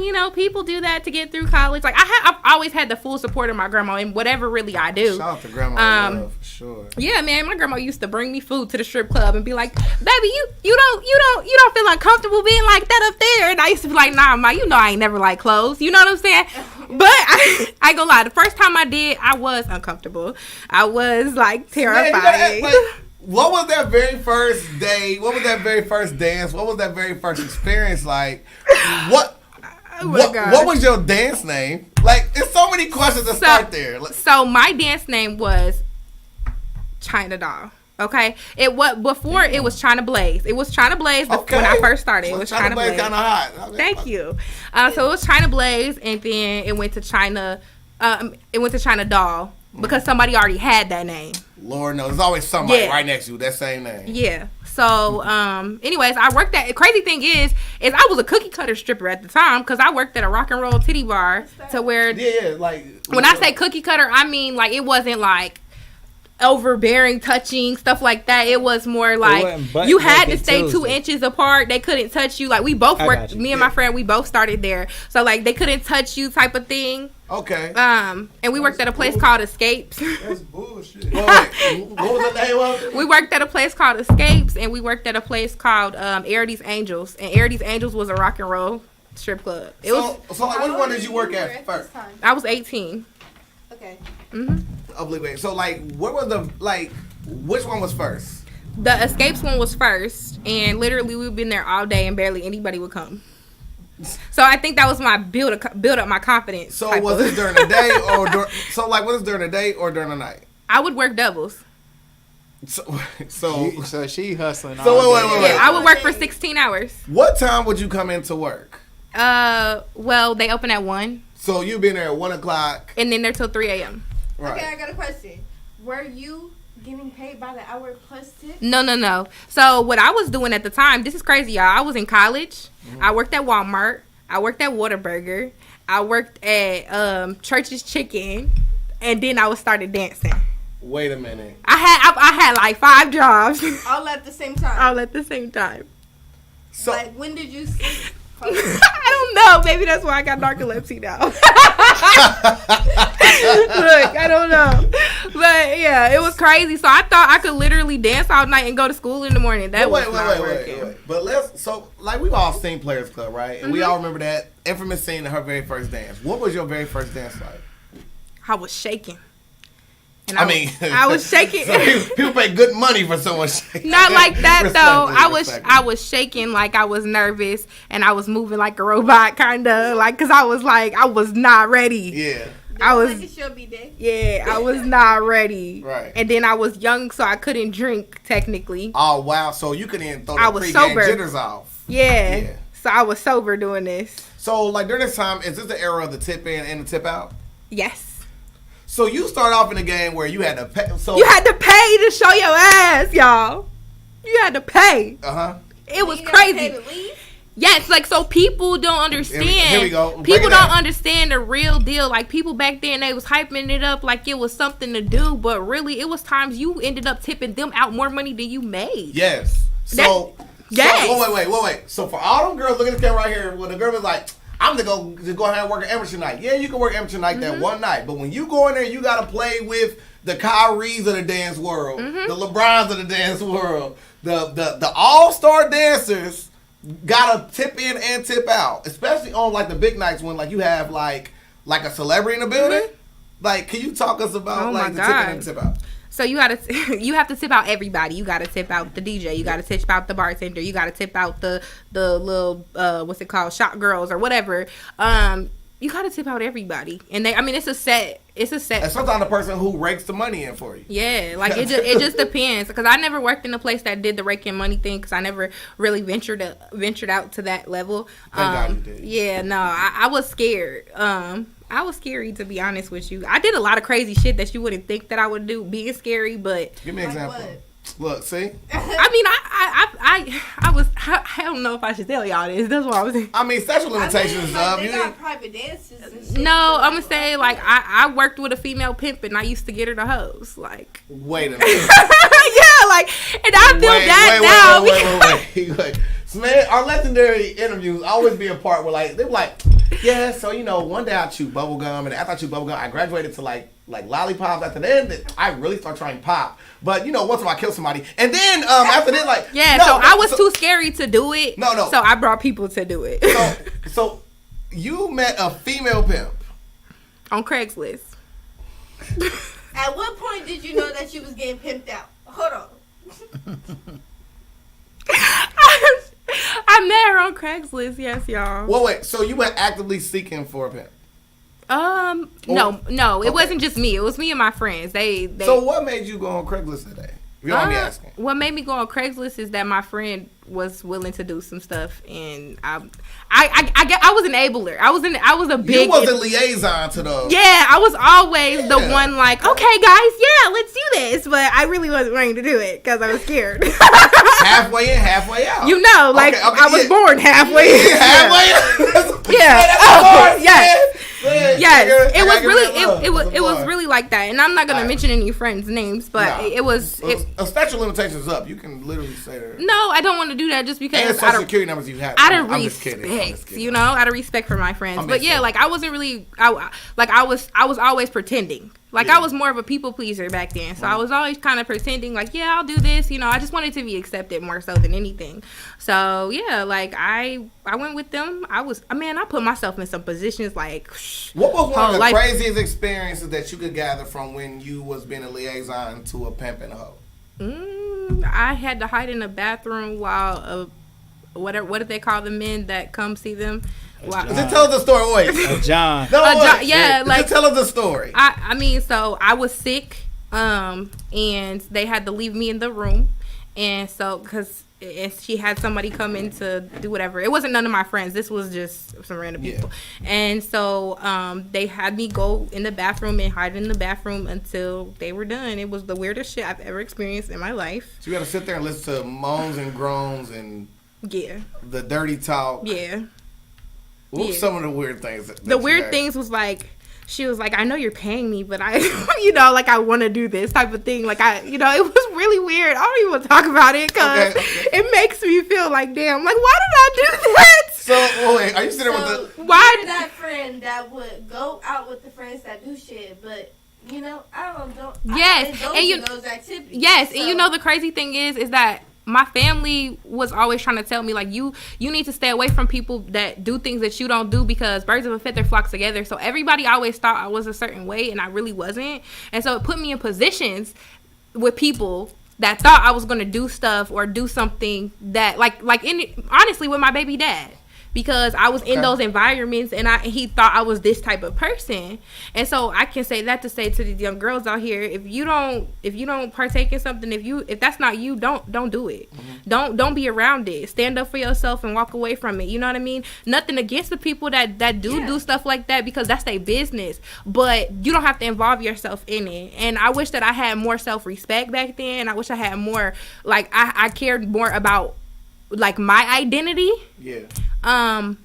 Because I probably wouldn't have did some of the stuff that I did, like tagged along with, because I was basically enabling us to put ourselves in some really crazy positions. Yeah. You feel like you was enabling? Yes, because I mean, talking to them now, they all thought I was gonna be the friend to be like, nah, we not doing that. But I wasn't strong enough to do that. Then they literally have told me that, like, Jack, I really expected you to be the one to stop us from doing the crazy shit. If they're not gonna say some shit, why the fuck are you gonna say some shit? Yeah, you know? You're right. No, but for real though, it's crazy because like I'm over here trying to keep up with them. Right. And they expected me to stop it. And you know what I mean? They done labeled you as the hoe, and they done labeled you as the fast girl, and they don't want you around their children. And at the same time, it's these same girls that they never. It sounds like you done been through it, or you. Yes, that's really what happened. They never even expected it. That's really what happened. You know. And it's crazy because I think a lot of parents need to understand that most of the time it's not the girl you think it is. It's the ones that are quiet. Yeah. It's the ones that you don't think out here doing nothing. That's out here doing everything. Yeah. For real. Yeah. It really do. Cause I was the girl with the loud hair and heels and, you know, trying to be cute. And my friends was not like that for real, and not to and you know not to discredit anybody's past or anything like that, because I participated in it, like, but just by being there, I had to literally sit down and forgive myself for allowing myself to put myself in those positions, and also allowing my friends to put themselves in those positions. Like, I should have been the one to stand up because I knew that we didn't have to do that. Like, I knew that we could have did something else, but I didn't think that.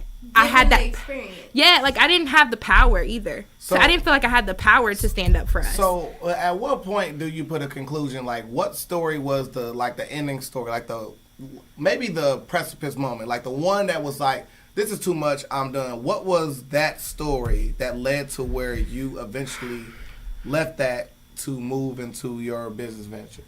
Oh, well, my business ventures. Well, that was later on, but like, what was the crown moment that like made it so? What made you stop? Yeah. What made me stop dancing? Yeah. Or stop being in that type of environment?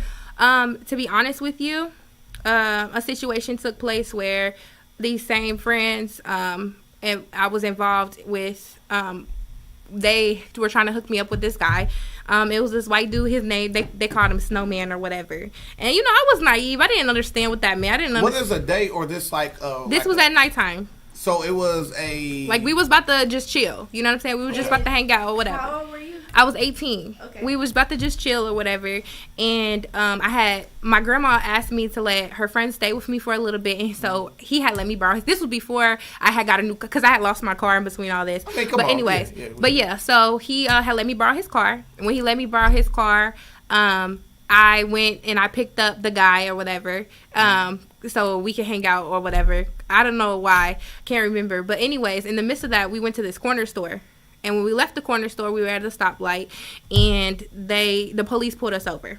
And when the police pulled us over, dude was like, first, mind you, this is the first time I ever met him or anything like that. What's the demographic of this guy? This guy, he was a white guy, and I mean, he wore urban clothes, you know what I'm saying? But he didn't look too nothing. Pensacola is a very diverse. Yeah, it's very, so it don't look no type of way to me. Yeah. So anyways, we was in a car. And we're getting pulled over, and he immediately says to me, "Man, I can't get in trouble again. If I do, this is my third time or something like that." And I'm just like, "Wait, okay." You know what I mean? He probably got charges of like soliciting for prostitution in the past. No, this isn't prostitution. This has nothing to do. His name, Snowman. Yeah, exactly. This has nothing to do with prostitution. Like I wasn't doing no prostitution. Okay, he said that to you. I was saying that. I was saying that in a peculiar situation like that, I don't see why someone would be nervous just getting pulled over if you. He got the pack on him. Yeah, exactly. You get to. Let me get to the story. So, anyways, I don't know what that means, because I'm still naive. Just how I was naive to say that. Yeah, naive, kind of gullible, or whatever. Exactly. So he's like, put this under your seat real quick. I'm like, no. I'm like, I don't know.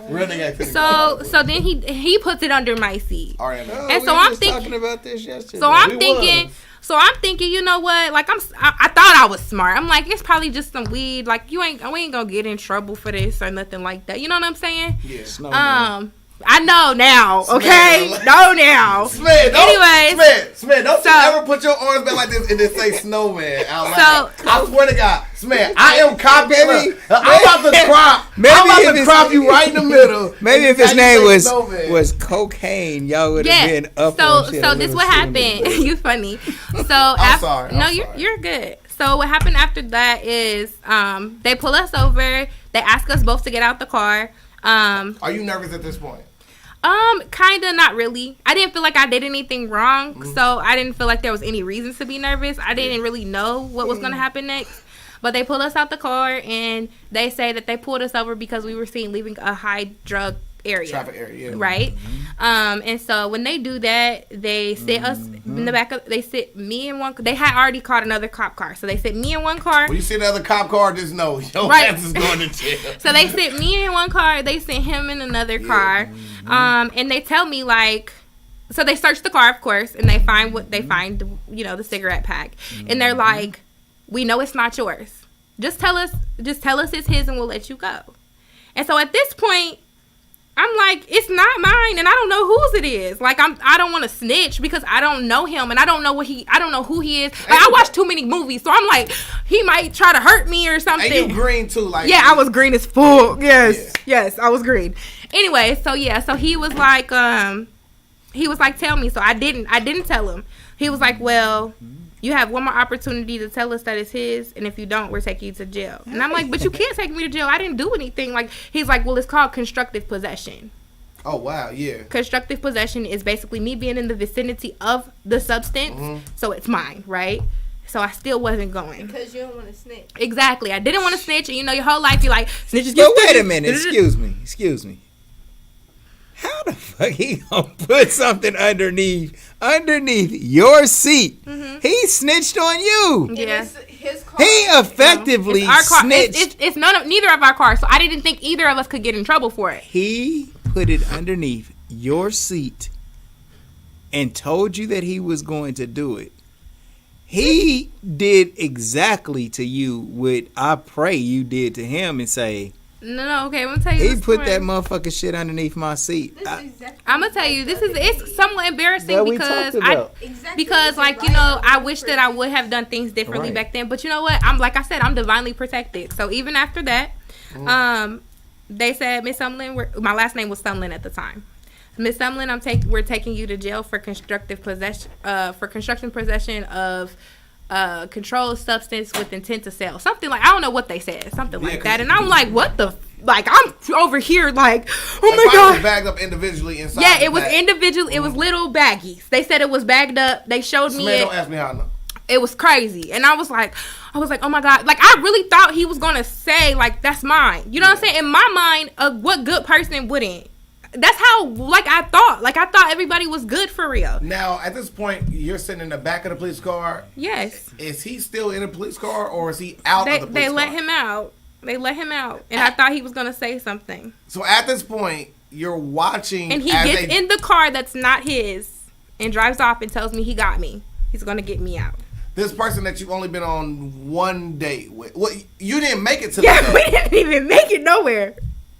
Snowman, shame on you, bro. Yeah, no, he actually did come back and apologize and everything, so we good. Like, you know, I mean, I know that. He apologized. So, like, I'm gonna tell you the story after. Go ahead. Okay, so after that, I went to jail, and I was in jail for 3 days. I mean, is this your first time being booked in? Hell yeah. So what is that first moment like? So like, don't fast forward past it because everybody's home. They're gonna be watching. I was crying like somebody had just died.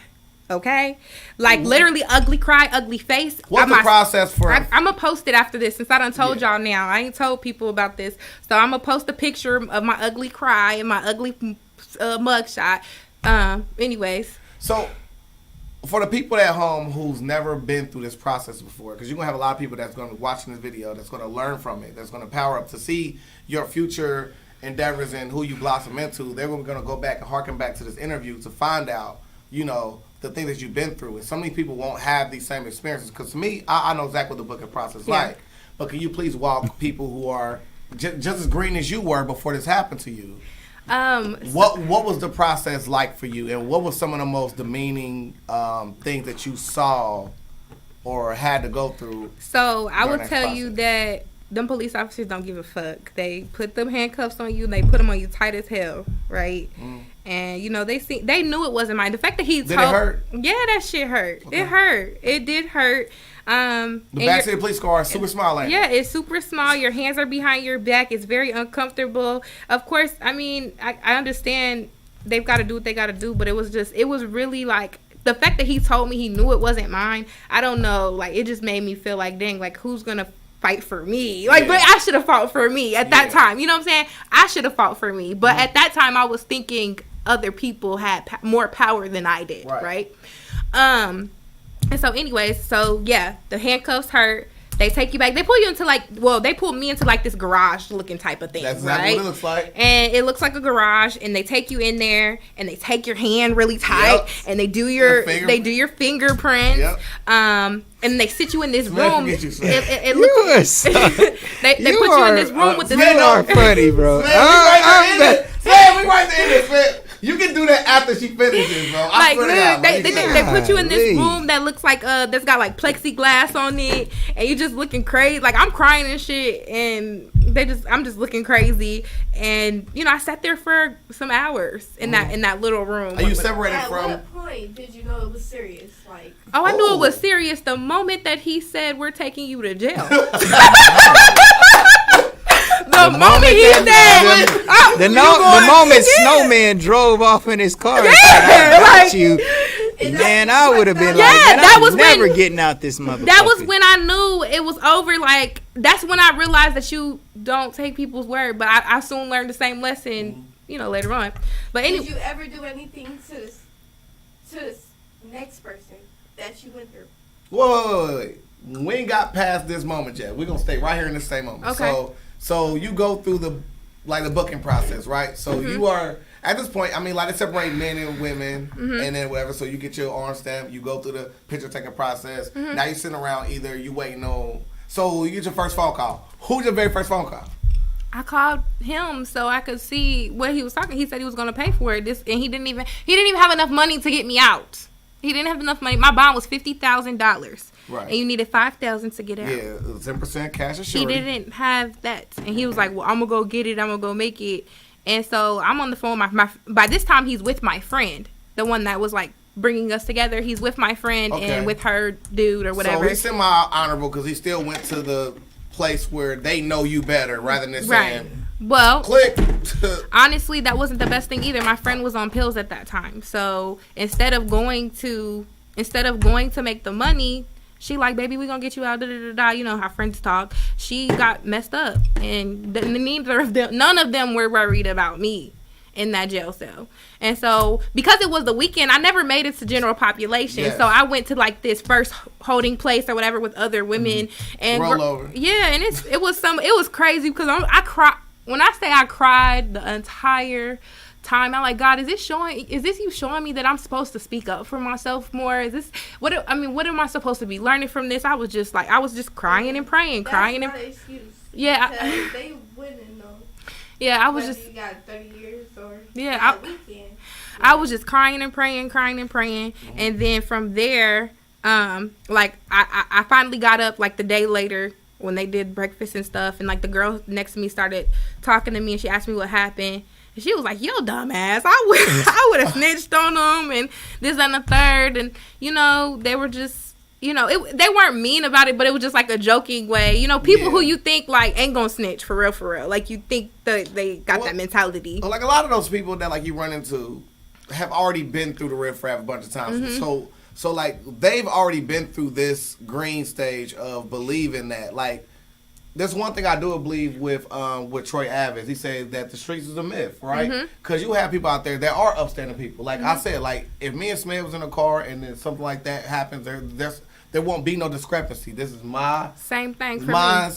And I'm going to take my time for that. Right. But then again, like me and Smith also do precautions. Like me and Smith done drove 5 minutes down the street. We drive our own car there, baby. Right. You know what I'm saying? Like, ain't no reason for us to be even in Right. a situation where bullshit can happen. Because I tell my son all the time, if you leave bullshit to happen, bullshit chances will happen. Right. Period. I remember when I was in high school and I used to steal to like try to, you know, make sure that I had everything I need and I looked a certain way at school. Huh? Yeah, so I used to steal polos from wherever and sell them at school. And one time I brought my uncle with me who was, you know, he's like my brother, and we got caught. And I told them, like, they were like, well, we're taking him. I'm like, you're not taking him anywhere. He didn't have anything to do with this.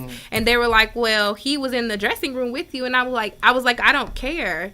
He didn't know what I was doing. Right. And so they let him go, of course, because he was innocent. Like, he was just doing what I told him. So at what point in life is this? Is this before or this after? was all throughout high school. I mean, I used to I don't want to say the places' names, but I just hit Macy's up, man. No, I used to go to Walmart and steal candy bars and sell them at school. Everybody know me for that. They know I used to sell them candy bars every day faithfully. That was my first hustle and as a high schooler. Okay. My first hustle as like a little kid was I used to make jewelry and sell it. But my first hustle as a high schooler was going to Walmart and hitting them up for that. Right. So how'd you get out of jail? Yeah. Oh, okay. Yeah, we got lost. Okay, so we good. So I got out. So I was there for like 3 days. They wouldn't lower my bond. So my grandma. So by this time I called my grandma. She's like, girl,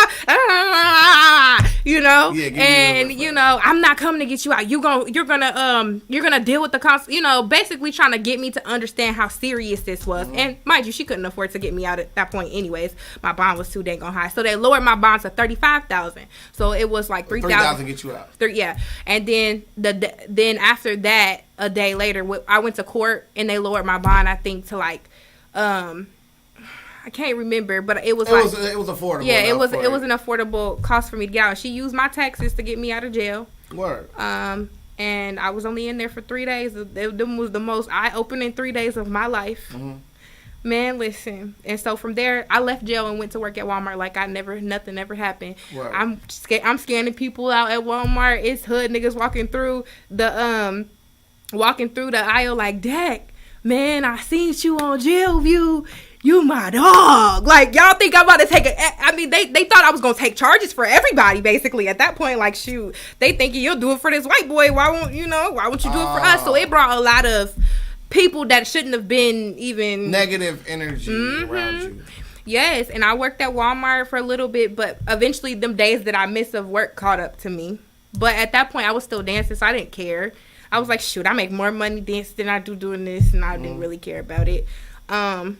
But yeah, like from there, it was just like I was just trying to be the next Infinity or Gucci of the world. Right. So like, how does to put your negative past in a bow? What was like? So like that was the ending of your negative. Okay. No. Like so after that, I went back to work, and one night I went to work at this club called Babes, and I made like a whole bunch of money, and I was like, Mom, that's what I call my grandma. I was like, Mom, we're gonna go see my mom in Miami. She like, okay. So I paid for the trip. We get there, and my mom is homeless, and I'm like, dang, I can't leave her like this. It's my fault. I shouldn't have left her. You know what I mean? Because even with me always being there, she always had somebody looking out for me to look out for her. So when you just threw my brain for a blizzard. So you went to go visit your mom. She's homeless. Where did you meet up? We met at the Metro Rail. Oh, so you told your mom like I'm about to come see you, and then she met you at Metro Rail, and you saw her, and you seen that she was in bad living conditions. What happens that day? That day, we go get her some food. We take her back to the hotel, and I conspire with my grandma like she's not staying here. And we make her get in the car, and we drive. She like, I gotta go to the back. She didn't want to go. Like I literally forced her to come back to Pensacola with me. Right. And she came back to Pensacola with me. And ever since, she's been with me for the past 10 years. Wow. So like, what was that like to have? You know what I'm saying? Like having a mom that you know what I'm saying. You felt like she could have did more for you, but then now you turn around to do more for her. That was an eye-opening moment that nothing I ever felt that my mom felt about me was true. It was just that she needed me more than I needed her. Right. I guess you could say. You get what I'm trying to say? Yes. And so it was just eye-opening. And it was very hard. It was hard. It was the hardest shit ever. I had to go. That's really when I started working on my mental health. I started going to therapy. I was put on medicine for generalized anxiety, just because it was a lot. I was now put in a position with I was living with my traumatic childhood. Yeah. And so it was just really interesting. And to just see my mom like that, it was hard for me because my mom, that's not who I remember. My mom was always like, she always took care. I looked up to my mom. Like, my mom was the perfect person. Like, she was pretty. Like, she's still pretty. Yeah. But you know what I'm saying? Like, that was I'm going to be like my mama. What was the hardest thing to get over? The hardest thing to get over as far as what? Like with your mom and the building process of trying to rebuild her and rebuild your past with her. I hate to say this, but there has been no rebuilding. She just lives with me. How do you feel about that now? Like verbalizing that? I've come to the point of acceptance. I really can't do much about it. Just try to be as caring and as loving as possible, regardless of what I get back. My mom does everything she can to try to help me with my children. But there's really been no talking about any of it. I've tried, but it just triggers a whole, so yeah, like it's really just been. Right. So eventually you have your second child. At what point in your life did you have your second child? He's 2. He was born May 9th, 2019. Okay. And what was that like in contrast to the first child? Circumstances and all things considered. Circumstances much harder. Why? Because I was living in a low-income apartment with my husband. And my husband dealing with his own traumatic childhood, not being able to keep a job and stuff like that. It was very hard because all of the pressure was on me, as it always has. But I saw that my husband really wanted to take that pressure off of me. Just there's a lot of things that were put in the way on his end as far as his childhood and stuff. And I'm so proud of him for gaining the courage and the I don't know. I don't even know the word to go to literally go and do what he said he was going to do for our family. Because it took a long time. The wherewithal, I think, is the point. Like, the wherewithal. Yeah. Wherewithal. Man, come on, man. Bro, I got a day in public school education. If I tell y'all, like, everything that happened in my life, we'll be here all day. Right. Literally. Because that's just a bit. What's one part that you feel like should be a part of your story that we haven't covered? I want to talk about where I am now. There we go. Yeah. I want to talk about how I overcame all of that stuff, and I am standing here today as a business owner. What was the first business that you started? So I originally started my business with my first child. I did It Works. I was selling waist trainers and stuff like that. And It Works was really, really good. I did Mary Kay. Like, I've been in a lot of MLMs. But from there, I stopped doing all that stuff. I had a studio and I did hair. Like, I did hair. Hair has always been a part of my life. I don't know how I forgot to mention it, but I've been doing hair since I was 14.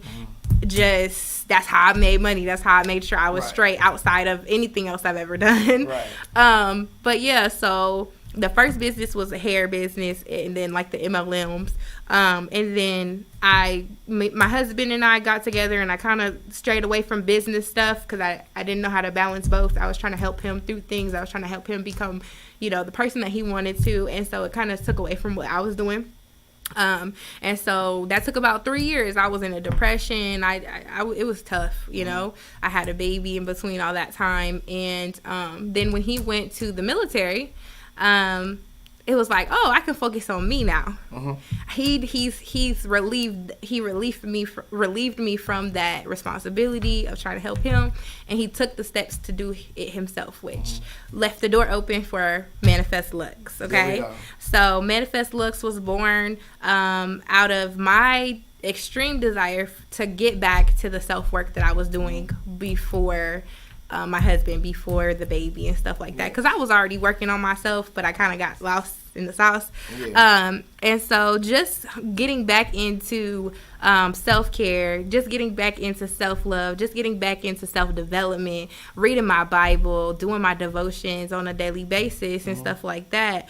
I was like, one day I was on Facebook and I saw somebody selling the waist trainer with the thighs hooked to it, and I was like, I could do that. Yeah. I said, I used to do that. I said, but you know what? This time I'm going to do it with a purpose. This time it's going to have a brand behind it.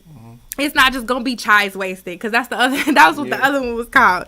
Chyi'S Wasted. It's going to be something of substance. It is not just going to be a fitness brand. It's going to be way bigger than that. And so that's where we developed this idea of Manifest Looks, because I feel like I've manifested the Lux life, spiritually, mentally, and physically. A lot of times people think of a lot of times people think of luxury as just a physical thing, as just like a materialistic thing. But luxury is in everything that you do. Luxury is food. Man, luxury is in everything you do. So I'm trying to basically uplift the concept of luxury through mental, physical, and spiritual well-being. So talk to us about your 90-day challenge.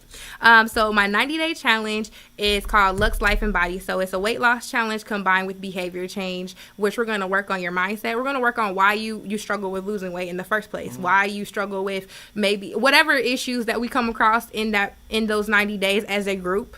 We're going to work on those. I'm going to give them assignments. I'm going to give them advice. I'm going to do lives. We're going to talk about this stuff something similar to what we're doing today. And so basically my goal is after 90 days, not only will you lose weight, but your mindset will be shifted. One of my clients, when I first met her, she was very, very shy, very, very timid to do the workouts that I was giving her. And then now, girl. Again, my feminine energy. Sorry. That's all.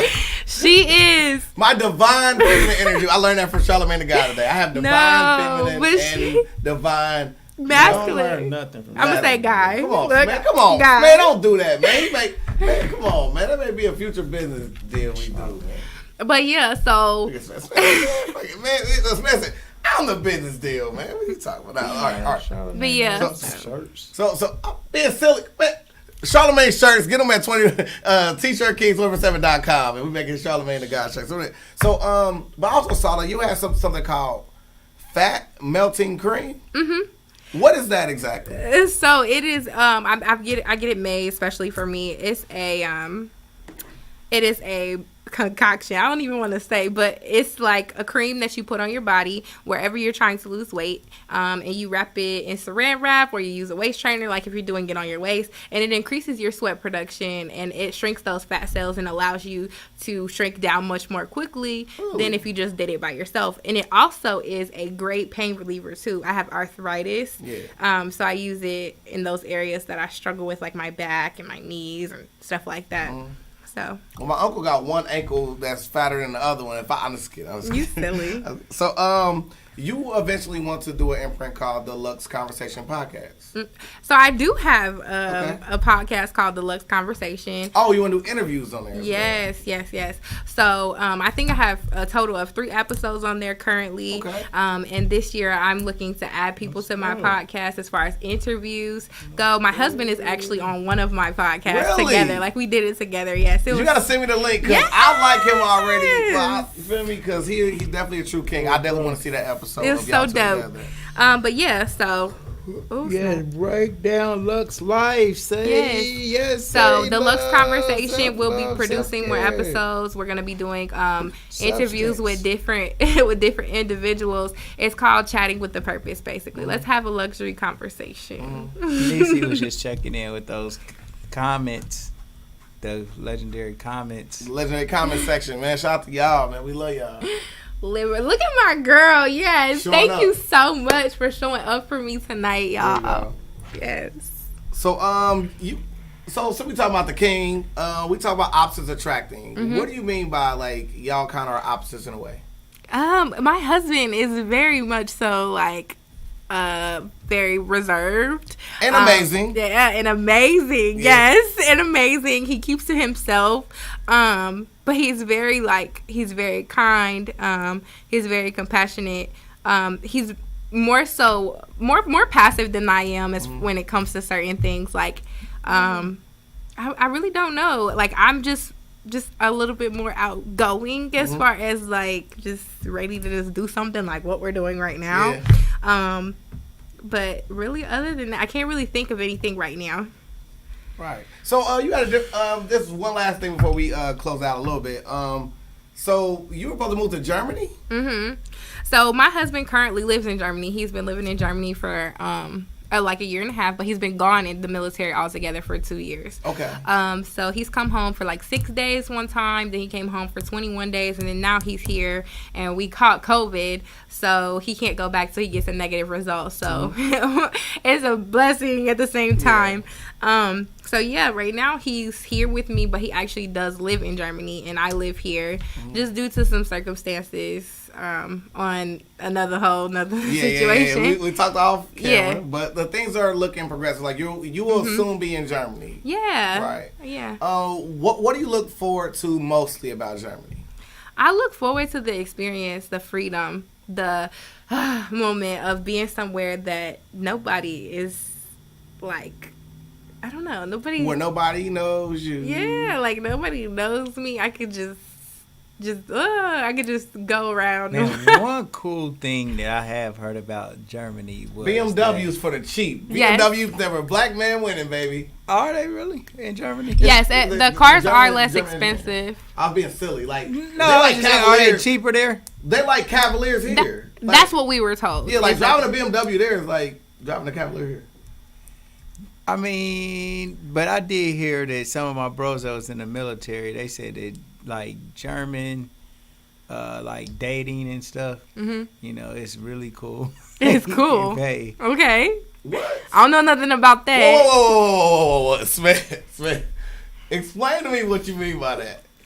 Well, German dating is like, you can kind of like, because when a man goes on a date most of the time, he looking for something. Okay. All right, and you can just cut through the chase in Germany. Okay. Oh, you could be like, I want this to happen tonight, and if you're into that, it's cool, and if not, I'll just move to the next person. Is that? Yeah, you go into this. They got places that you go into, and you just kind of like pick a date. Yeah, we not about to talk about that. We getting it. Look, now you gonna have me over here like, Smith. Some of my military friends. Where's your I'm just playing cards? Yeah, say where's your I'm just playing? Where's your I'm just playing? There we go. Yeah. I'm just playing. I'm just playing.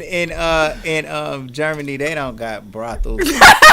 No way. I'm just playing card. There we go. He played it. He guys. played it right when we needed it. I know y'all wanted to hear a joke. You're gonna get Mr. Lovett no questions. So that's for. I'm that's just messing with you. Like peanut. What do you have next? What do I have next? So right now, I'm definitely focused on this 90-day challenge. But my next thing is the affirmation and yoga workshop. Okay, so affirmations has really changed my life. Just telling myself that I am powerful, I am beautiful, I am whatever it is that I needed in those times. Healthy. I am wealthy. Yeah, all of them. You know what I mean? I am an excellent speaker. I am a brilliant communicator. I am rich. Keep going, Smith. I am outstanding. Yes. I am a pleasure to be around. Yes. We got to do it then. Yes. We got to do it. I'm gonna do my affirmation. But you got to listen to, well, the thing about it is listening to these affirmations and then repeating them back as you hear them at 528, is it hertz? Megahertz.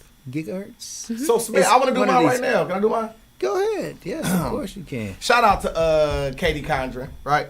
So my money mantra is I have financial abundance. Money flows to me easily. I am a money magnet. I have checks in the mail. I have financial literacy. I release doubt with money as its only energy. I have unlimited resources of money. Money does not control me. Everything I spend comes back to me times 10. Yes, wow, those are dope. Okay, yeah, I job, love those. Word. I actually might take some from you. You got a sauce, Billy, and the sauce is free. Yes, free. The so- plate sold separately. You silly. That's a boss. Oh my Lisa gosh. asked me, how do I know about the brothels in Germany and in Mexico? Stand on the hot seat. Y'all are this. And on Germantown. Smith, you on the hot seat. Broadway. He said, and on Germantown. How she asked me, how do I know? That's funny. Smith, are you gonna answer that? Yeah, because I had a friend named Had a Chris, friend. named Chris Rice. Oh, he put the name out there. Whoa, Smith. You ain't learned from our guests not to put names on there. Call him Chris, Snowman. the funny thing about this, Chris, I ain't talked to Chris in probably like 20 years. Chris Snowman. And No way. I know he like. No, what my the friends have fuck, told me man? different stories about different countries, like where they have different stuff like that. And Germany's if one of they, them. yeah, and if a soldier goes over there and gets caught up with that, and like say they catch, they leave them there. Wow.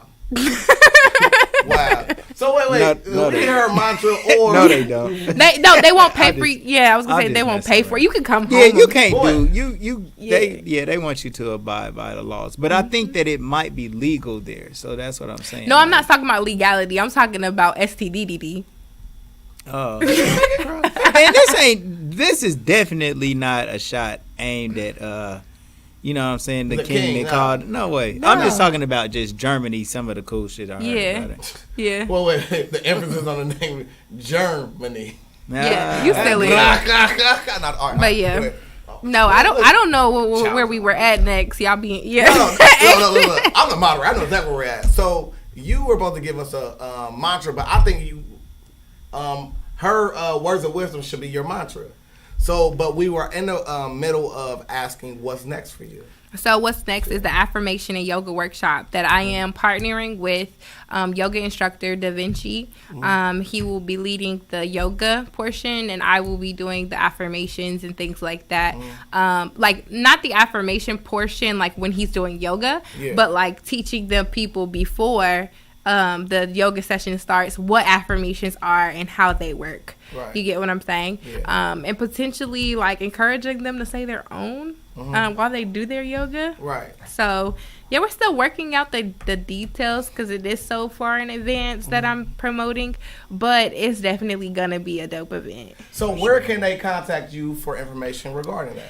You can contact me at Jacqueline Chyi on Facebook, at Jacqueline Chyi on Instagram. You can also email me at jacquelinechyico@gmail.com, or you can call me at 937-705-9613. Like, it's multiple ways to reach out. Yeah. All right. So here on the Legendary People podcast, we had this thing called the butterfly effect. There's something you said during the course of the interview, or something during the course of my research that I found truly profound and amazing. Just going back to how you came in here, like, we always like to see like the very first initial impression, because first impressions are like a lasting impression. You know, you come to the front, you know, you nice and ready for the interview, looking all nice, beautiful, vibrant, ready, bouncy to come back here. We bring you back here, you sit down, you're ready, you super professional. Me and Smed are just being the most unprofessional. I'm just kidding, I was joking. But you got this calm, like real cool, like demeanor to yourself, to where it's like you're open to what people have to say. You're open to other people's ideas. You're also, you know, you don't judge people at all. And that's one big thing I get from you, because like a lot of that goes back to like, you know, like the darker side of your life. When you think about how you still care for the people that hurt you. You know what I mean? Yeah. Like the fact that you put so much into, they went through this, they went through that, they went through that. When they were people who personally did something through you, I believe that hurt people hurt people. Yeah, exactly. But to have that rather than having a victim mentality is golden within itself, because you will have someone who went through that same pathway that you went to, and they would sit back and point more than trying to fix what's going on. So like a lot of times people are handcuffed to their decisions. A lot of people are handcuffed to their opinions. You being fluent in that is what helped you thrive in business, because you have this wherewithal of wherewithal. Thanks, Smith. Man, I got a different accent. How about that? So look, I got the same thing going on. So like if something doesn't work in your business, you don't look at it and say something directly wrong with the business. You will look at the other issues around that factor into why it didn't work. Yeah. That comes from your trauma, honestly. And that is why you thrive in business, because you don't sit back and just say, oh, this is all my fault, this and that third, or this is all one person's fault. You will go back in there as a mechanic to actually fix it. I used to take stuff apart when I was a kid and put it back together, literally. Exactly. So like another thing is like, you know, like even with like who you chose to be your husband, you know what I mean?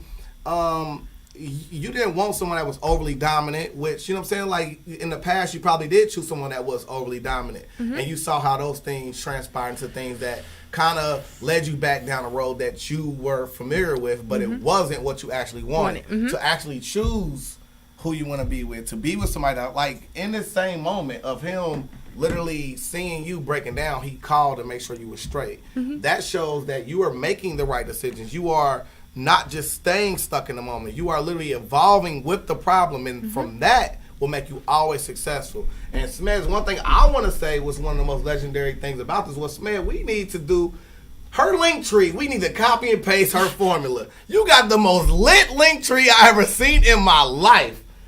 Okay. Like, you got to put on I'll take that. Smed, we need, like, Smed, I'm going to show you her link tree after we done with this, man, but literally, thank you so much, because I promise you, your story to me is one of the most legendary stories we've ever heard, because for you to have such traumatic things happen to you and still have a, you know, that person, like, you can see the butterfly effect of how that person affected you. Yeah, and that is a privileged position to be in, because then you can't fully take that person being wrong as them being wrong, besides the act being wrong. And that is something most people cannot do. I tell my husband all the time, we are not the problem. The problem is the problem, and we need to fix that problem. And so when you identify a person as a problem, that's when there is a problem within you. I feel like you need to understand that there is things that make you feel that way. Let's just say that.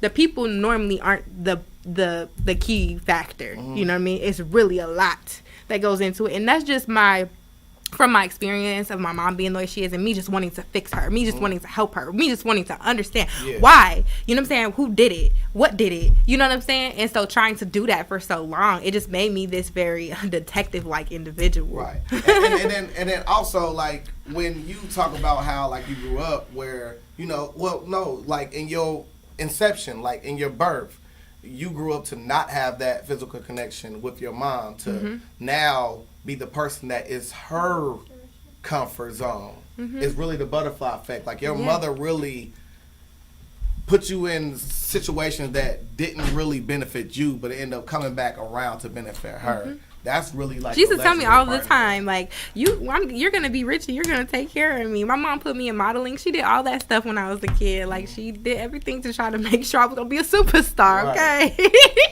I don't know if that was the route that I was supposed to go, but yeah. Smedro, your observation, legendary observation. Man. Okay. Are you all right? Checking on this. Make sure she all right. She got it. Big dog status. All right. We good. Okay. Smith? Yep. Well, one thing that I did notice was you say a lot of things that I really agree with. Yes. Right? Stuff that, like, for example, I say vision act next you attract. You know, when you came in, you start talking about just how you manifest things.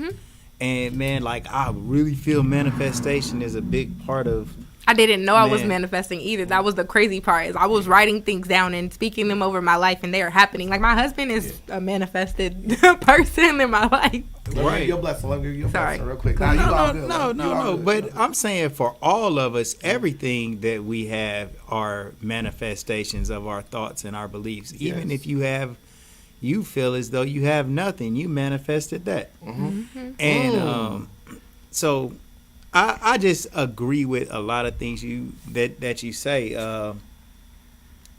One thing that you said was you judge the action, and the action is not of the person. So anybody who may commit this act is wrong by them committing that, but the person can stop doing that and become better. And so that's why we can't really tie anybody down to anything that they may do, especially if they actually go and try to seek forgiveness, because I done shit back in my 20s that I would be horrified by now. Man. And just so when we talked about abortion the other day, it wasn't about the person who goes and has the abortion, it's the act of the abortion, which is fucked up. So when anybody does this, including myself, you're all subject to be doing wrong at that point. We're all held accountable for what we choose to do. Right. But really, like, I couldn't have said it better. Yeah, go ahead. So I'm saying that a lot of stuff that you said tonight, man, it really hit home, and I think Peanut touched on this point about the mature viewpoint of being able to look at somebody else's situation and then almost forgive them. Like, the power is in forgiving. Like, it is a very powerful place to sit in the seat as the forgiver. The privileged position. Yeah, I mean, really, you doing it. It does you a lot of good. And when you ever tell somebody, "I forgive you," you're speaking in an authoritative standpoint at that point. For me to say, "I forgive you," and manifesting it too. I am talking down to you. At that point. I love this. Manifest Lux is gonna be. What? Go ahead. But Sweat on the pulpit. Sweat on the pulpit. I'm just saying it does seem like it's kind of like spoken as like something like you was a victim in this situation, and now you can forgive whoever was the attacker or against you. But for you to be able to forgive somebody, it is a powerful position. And I just see just like a lot of hustler in you. I see like just strength. Yes. Like, I want to say this too. Like, even if you wasn't getting the girls to prostitute, but you was actually the one prostituting yourself, like, you can still come back from that. Yeah, you can sure can. still be you can still shake that shit off and be a new person. Yeah. And you don't even got to mention that you ever did it. Yep. But even if you did, Right. it's still okay for you to go in and forgive yourself. Yep. And Yes. that's what we all And have I to pray be that- able to do, man. Ooh, that's Yeah. hard. You know what I'm saying? That's hard, man. Realize the That's things hard. that we done. Forgive ourselves Yes. because I think we condemn ourselves with our own thoughts, Yes. our own words, and we receive punishment as we feel guilty and feel like the punishment is deserving for it. So Yes. if I do some bullshit, I say, man, I know the Most High gonna get me for that. Therefore, the Most High does get me. The Most High too busy to be worrying about trying to keep a track on Smed. Right. He let Smed keep track for Smed, let Smed reward itself and punish itself Yes. based on our own thoughts and Yes. what we know that we should be receiving. Man, bro. Man, Man, bro. You That's bodied that. but You but- did. but you know what though? you bodied it. The same way I agree with you. The things that I'm telling you, you already know, but this is just validation that Man, you're listen, right. thank you. I prayed over this interview, and I'm so grateful that that I'm here and I'm hearing what I'm hearing, because sometimes I do, like, have to ask God, like, is this right? Am I going in the right direction? Every time I'm given the answer that it is, and I need to stop doubting myself. You know what I mean? Yes. Because doubt doesn't need to live here. And so I'm just grateful. I'm grateful for that confirmation and that validation, because I don't when I speak to people, I don't necessarily, some things of course is coming from the person, but most things is coming from God. God's speaking directly to me through whoever I'm talking to. And so I'm just grateful for that. So one last funny question. Big fit twerk and sip.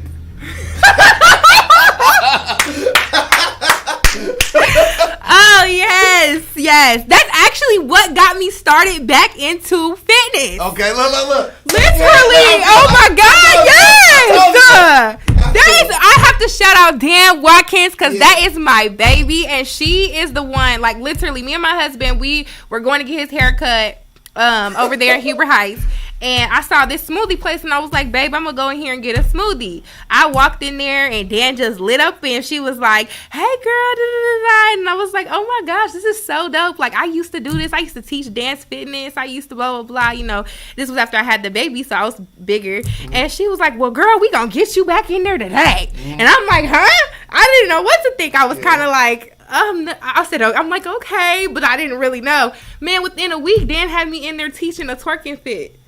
Wow. Yes. And that's what started you on your... That's what that is really what ignited it. But him leaving and going is what really propelled it to, like, become a brand and me to just put my all. You know what I'm saying? So please drop your link so people can get in contact with you, please, because, like I said before, she got the most lit link tree in the business. Can you please give them the link tree, or send them to where they can get your link tree? Yeah, so the link tree is linktree.com/Jacqueline Chyi'S, and you'll see everything that you can get. I even do roadside assistance packages. Yeah, I've seen it.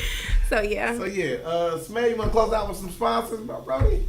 What's up to our sponsors? Go to Sheikhs for breakfast. Man, Ron C put up some pictures of his breakfast. Oh my God. Oh man, listen. Karan Foster, did you see his pictures? Yeah, I seen it. Sheikhs for breakfast. I licked my phone screen. Boy. Did you make this for me? Man, Sheikhs for breakfast, really Agnes All Natural Grill for lunch. Go see my bro North Nizzle, man. Agnes All Natural Grill.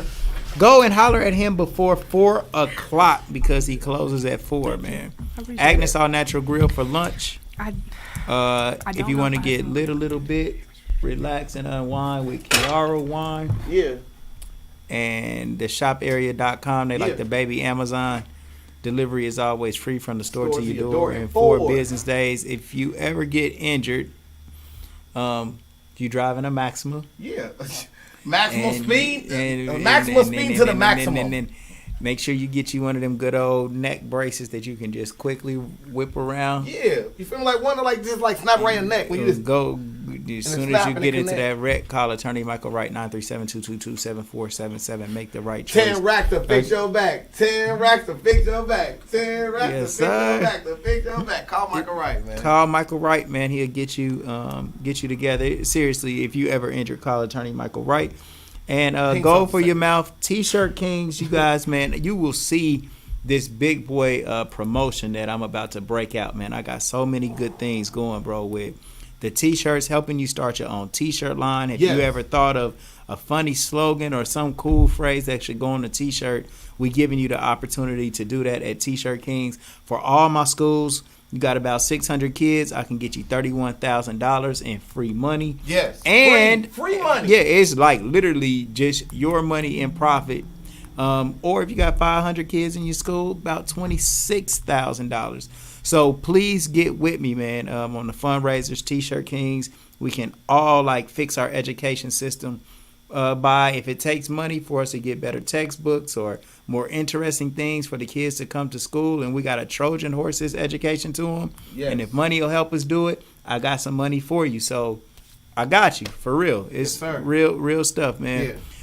Sell stocks, not dope. Yeah. Every Sunday on the Dash Resource Channel, my brother Peanut, man, teaches you how to get money from investing in stocks, and he gives you daily picks on the Dash Resource Channel. Mm-hmm. He tells you about people who are actually doing well. He finds their portfolios, okay, and then he shares them with you. Mm-hmm. So it's like you don't have to go into this wondering what you should get. He gives you great insight on what the people who are actually doing well. You just follow their playbook, and it increases your chances to do better. Absolutely. So sell stocks, not dope, every Sunday at 8 p.m. on the Dash Resource Channel. He's got a free book on Amazon. Mm-hmm. And just make sure that you are using that tool, man, because it's rare that somebody is going to put you up on game. It says the game is to be sold, not told. Mm-hmm. But he is actually buying the truth and selling it, not giving it to you for free. So make sure that you check out my brother P. Wow. And man, we out of here, you guys, man. We got other interviews coming. Do we got somebody tomorrow? Let me grab it real quick. Let's see. We may or may not have somebody tomorrow. Let's see. We got Dia Wilson tomorrow. Oh, we got Dia Wilson. Okay, Wilson all right, really good. Good. And Keelio probably. Oh, and yep. Yeah, Kilo. We do. We got Kilo, but I won't be here for Dia if she's coming at 6. But I'll be here at 7:30 for Kilo. So we got Kilo coming tomorrow, and then we got Dia Wilson. Yeah, she seems like she does a lot of cool stuff. Yes. So next week we got a bunch of people coming in too. So I got my bro Dion Barnett. I think I got Rick White coming in. We got Daniel Stevens. Daniel Stevens. Yeah. Next Monday I might have Alexis Renner, or is somebody else coming on Monday? Oh, we got Tina on Monday. We got Ricky White Jr. Tuesday. We got Dion Barnett. Yeah. And then we're still, you know what I'm saying? We still negotiating. Tina, who is Tina? Tina, who was a domestic violence victim. Oh, yeah. She said she been through a whole lot too, man, you know? Yeah. So she wants to come in and tell her stories about some of the things that she overcame. Man, these stories that we bring our queens and our kings in here, and they tell you about some of the things they went through. It's only to make you understand that if you are in a similar situation right now, that you can overcome, and that there is light at the end of the tunnel. Yes. But man, you do gotta help yourself some kind of way. You know, the way you change yourself is change the way you think. Mm-hmm. So man, if you keep making the same type of thoughts, like, you got to train your brain to think positive. So it starts with the affirmations that Chyi was telling us about. All right, y'all, man. So we're gonna let her lead out with a. Yeah, come on, give me some words of wisdom. One positive affirmation or one word of wisdom to lead off with. And without further ado, Chyi, it's on you. Okay. It's camera. Okay, so am I supposed to be saying an affirmation? Do whatever you feel that you want to close out with. Okay, so I'll just close out with the affirmations I close out with my clients. And that's simply, I am healthy, I am wealthy, I am rich, I deserve everything God has for me, and I will achieve my goals today. And today, I truly did achieve my goal of coming in here and being transparent and honest and courageous. Yes. And I am proud of myself for that. Yes. Yeah, I am too. Queen. I said. Shout out Amaha. Gym City Market. I'm in the always building, down there man. now, bro. Yeah. I'm always down there shopping, man. Feel me? I need to discount some of that meat down there. What's all good, man? You said I need a discount. Legendary People Podcast, legendary people, legendary stories, man. All right, y'all, man. We love everybody, and we will see Cop you some merch, guys cop a tomorrow. shirt, man. Quit Let's playing go, with me.